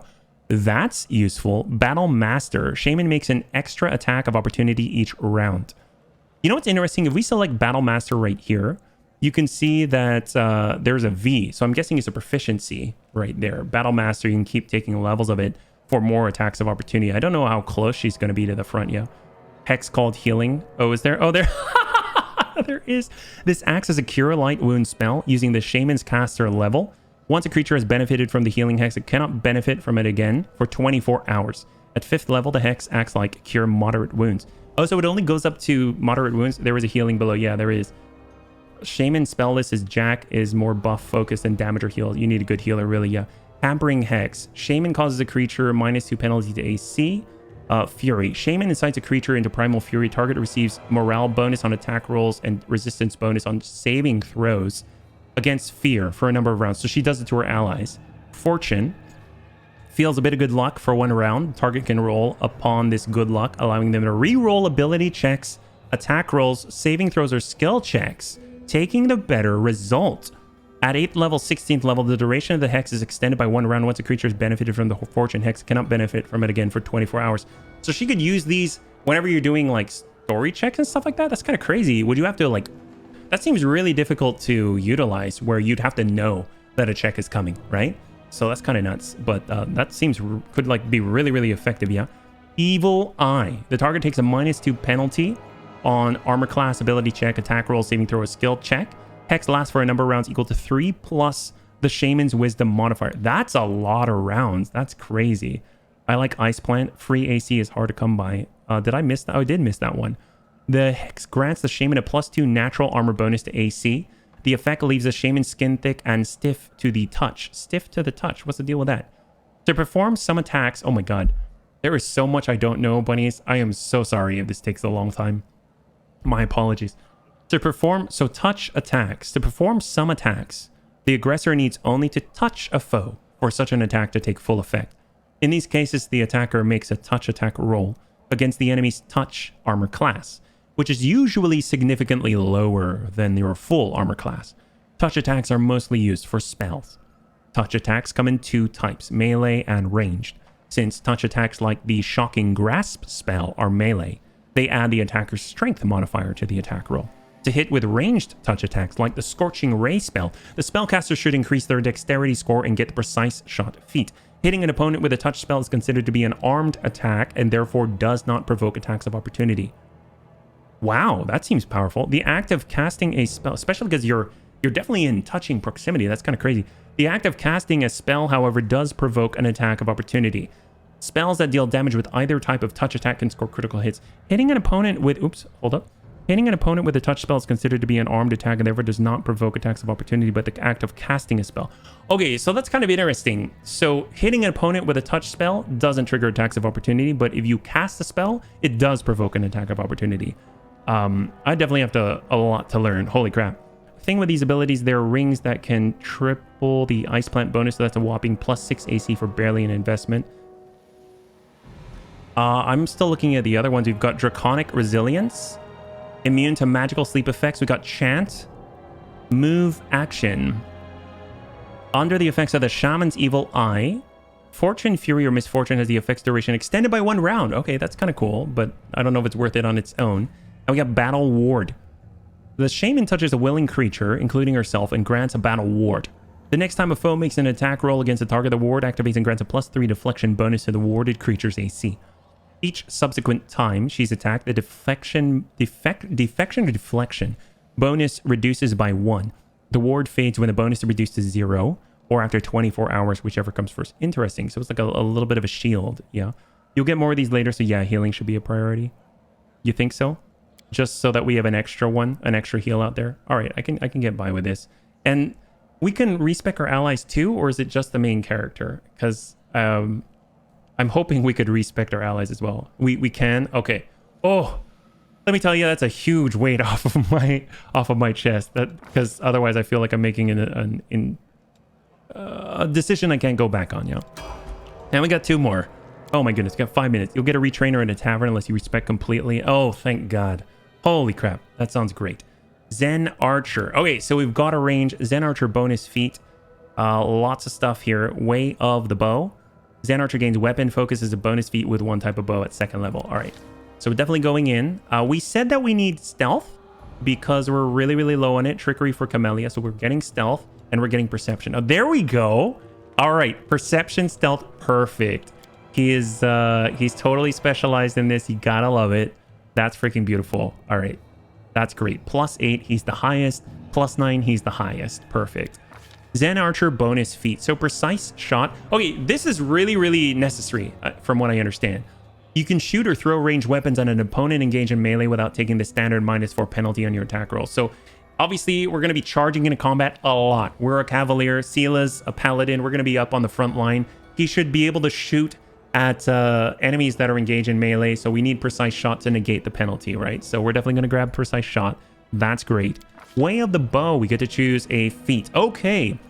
Weapon focus is a bonus feat. I mean, we only have 2 choices. Is that right? I mean, I guess we'll get longbow. I was hoping we'd get like a composite or something, but we'll go with that. That makes it kind of easy, yeah? All right, beautiful. Weapon focus longbow. Way of the Bow, longbow. And I'm hoping he has a longbow. We better double check. I'm actually curious. Is he equipped with a longbow? He has a longbow. All right, perfect. Longbow includes a oh, that's great. And finally, Wendwag. Don't know if she's going to be around for a while. Fighter. Sure, we'll go fighter. I mean, I don't know if I should invest into her too heavily. We'll go nature because she's the highest in it. And Astora Bambo's so high. Let's see, who's the highest? Persuasion. Sela Camellia is at 5, lands at 8. I mean, religion, she's +1. Stealth, sure. We'll go stealth on her, and although she's a fighter though, knowledge of the world, she's at 0. Persuade, definitely not persuade. Screw it. I'll go perception. Just in case she's standing over the other edge and she's got it. All right, there we go. Okay, so what is she armed with? I actually don't know. She's got point blank. Oh, is she ranged? I didn't realize she's ranged. Is that right? Deadly aim, because you can see that she actually already has point blank shot. So does she already come with deadly aim? You can choose to take a -1 penalty on all range attack rolls, again a +2 bonus on all range damage rolls. Okay, so a little less powerful. Here we go. Precise strike, rapid shot. So she can shoot multiple times here. She's equipped with a bow. I didn't know that. Holy crap, I thought she was just straight fighter. Yeah, I should probably take a closer look. Lamash too. She's a bounty hunter. Short bow, longbow proficiency. She's light, medium, heavy. Shield proficiency. She's got point blank shot. Bravery. Will saves against fear. She gets armor training and weapon training. I mean, I guess if we're going to do anything, we should probably weapon focus, right? And does she have... Can we make her even more powerful with a bow? So we got longbow. I think she already has a proficiency in longbow and short bow, so we could do either. Maybe make her short. Heavy armor and bow, usual. If they use the same formula, composite bow scales as damage off of strength, so you might need to look into that later. Okay. If you grab Mythic Vital Strike, it adds your dexterity bonus and your strength bonus on top for Mythic Vital Strike? Is that a feat? Is that right? Mythic... I've never heard of that. What is that? Mythic Vital Strike? Is that here? Oh, it's a mythic feat. Okay. So we probably don't have that just yet. In that case, I mean, if she's already shooting, she's got the proficiency with longbow and short bow. She's already got that. We might as well go all in on it. And we'll go with the... I mean, I guess we can do short bow? Is there an advantage to the short bow over the longbow or no? They're ridiculous. I would like a crossbow and a heavier armor range attacker. I think the thing is just that she already has... Oh, she has precise shot. That's nice. Never mind then. In that case, I kind of... Maybe we'll hold off on the weapon proficiency and weapon focus, and we'll actually go for... Where is it? Rapid shot right here, yeah? When making a full attack, you can fire 1 additional time this round at your highest bonus. All of your attack rolls take -2 when using rapid shot. We'll go with this. This should be pretty cool. Rapid shot mythic. Oh my god. And we'll grab that. And let's go. You can see her strength and... Holy crap, her dexterity is so high. And her strength is really high too. Wow, she's really freaking strong. That's kind of crazy. Wow, short bows get an extra attack per round with certain feats, but longbows generally the superior option. I was kind of leaning towards longbow, but... I mean... I figured there's got to be a plus to the short bow as well, yeah. Alright, well... Holy crap, I probably butchered a lot of these builds, but bunnies... Thank you so much for all your help. I can't believe we actually got through that character in record time. That was like, what, an hour and 10 or something like that? That's really, really crazy. So we'll just go ahead with this. I'm glad that we can actually retrain and respec. That really warms my heart to think that we can actually correct any sort of mistakes that we've made. But so far, I'm just thinking of going down pure classes, just because I don't really know any better, and I'd really like to reach those end game like level 20 type of feats and things like that. So overall, thank you again for all your help. Next time we'll be streaming is on Thursday, 6:30 p.m. Pacific Standard Time, same bun time, same bun channel. We'll be back again with Pathfinder Wrath of the Righteous. We're going to pick up right where we left off, right in front of the, what is his name? Chief Shull. We're going to be right back for Chief Shull. That's going to be a whole lot of fun. I can't wait to find out. And hopefully we'll be able to save all of the Mongrel children, right? So if you'd like to hang out until the end of the music, we'll go ahead and give someone a nice raid. Again, I had a total blast. I hope you did as well. And I can't wait to get into the next one. Have a good night.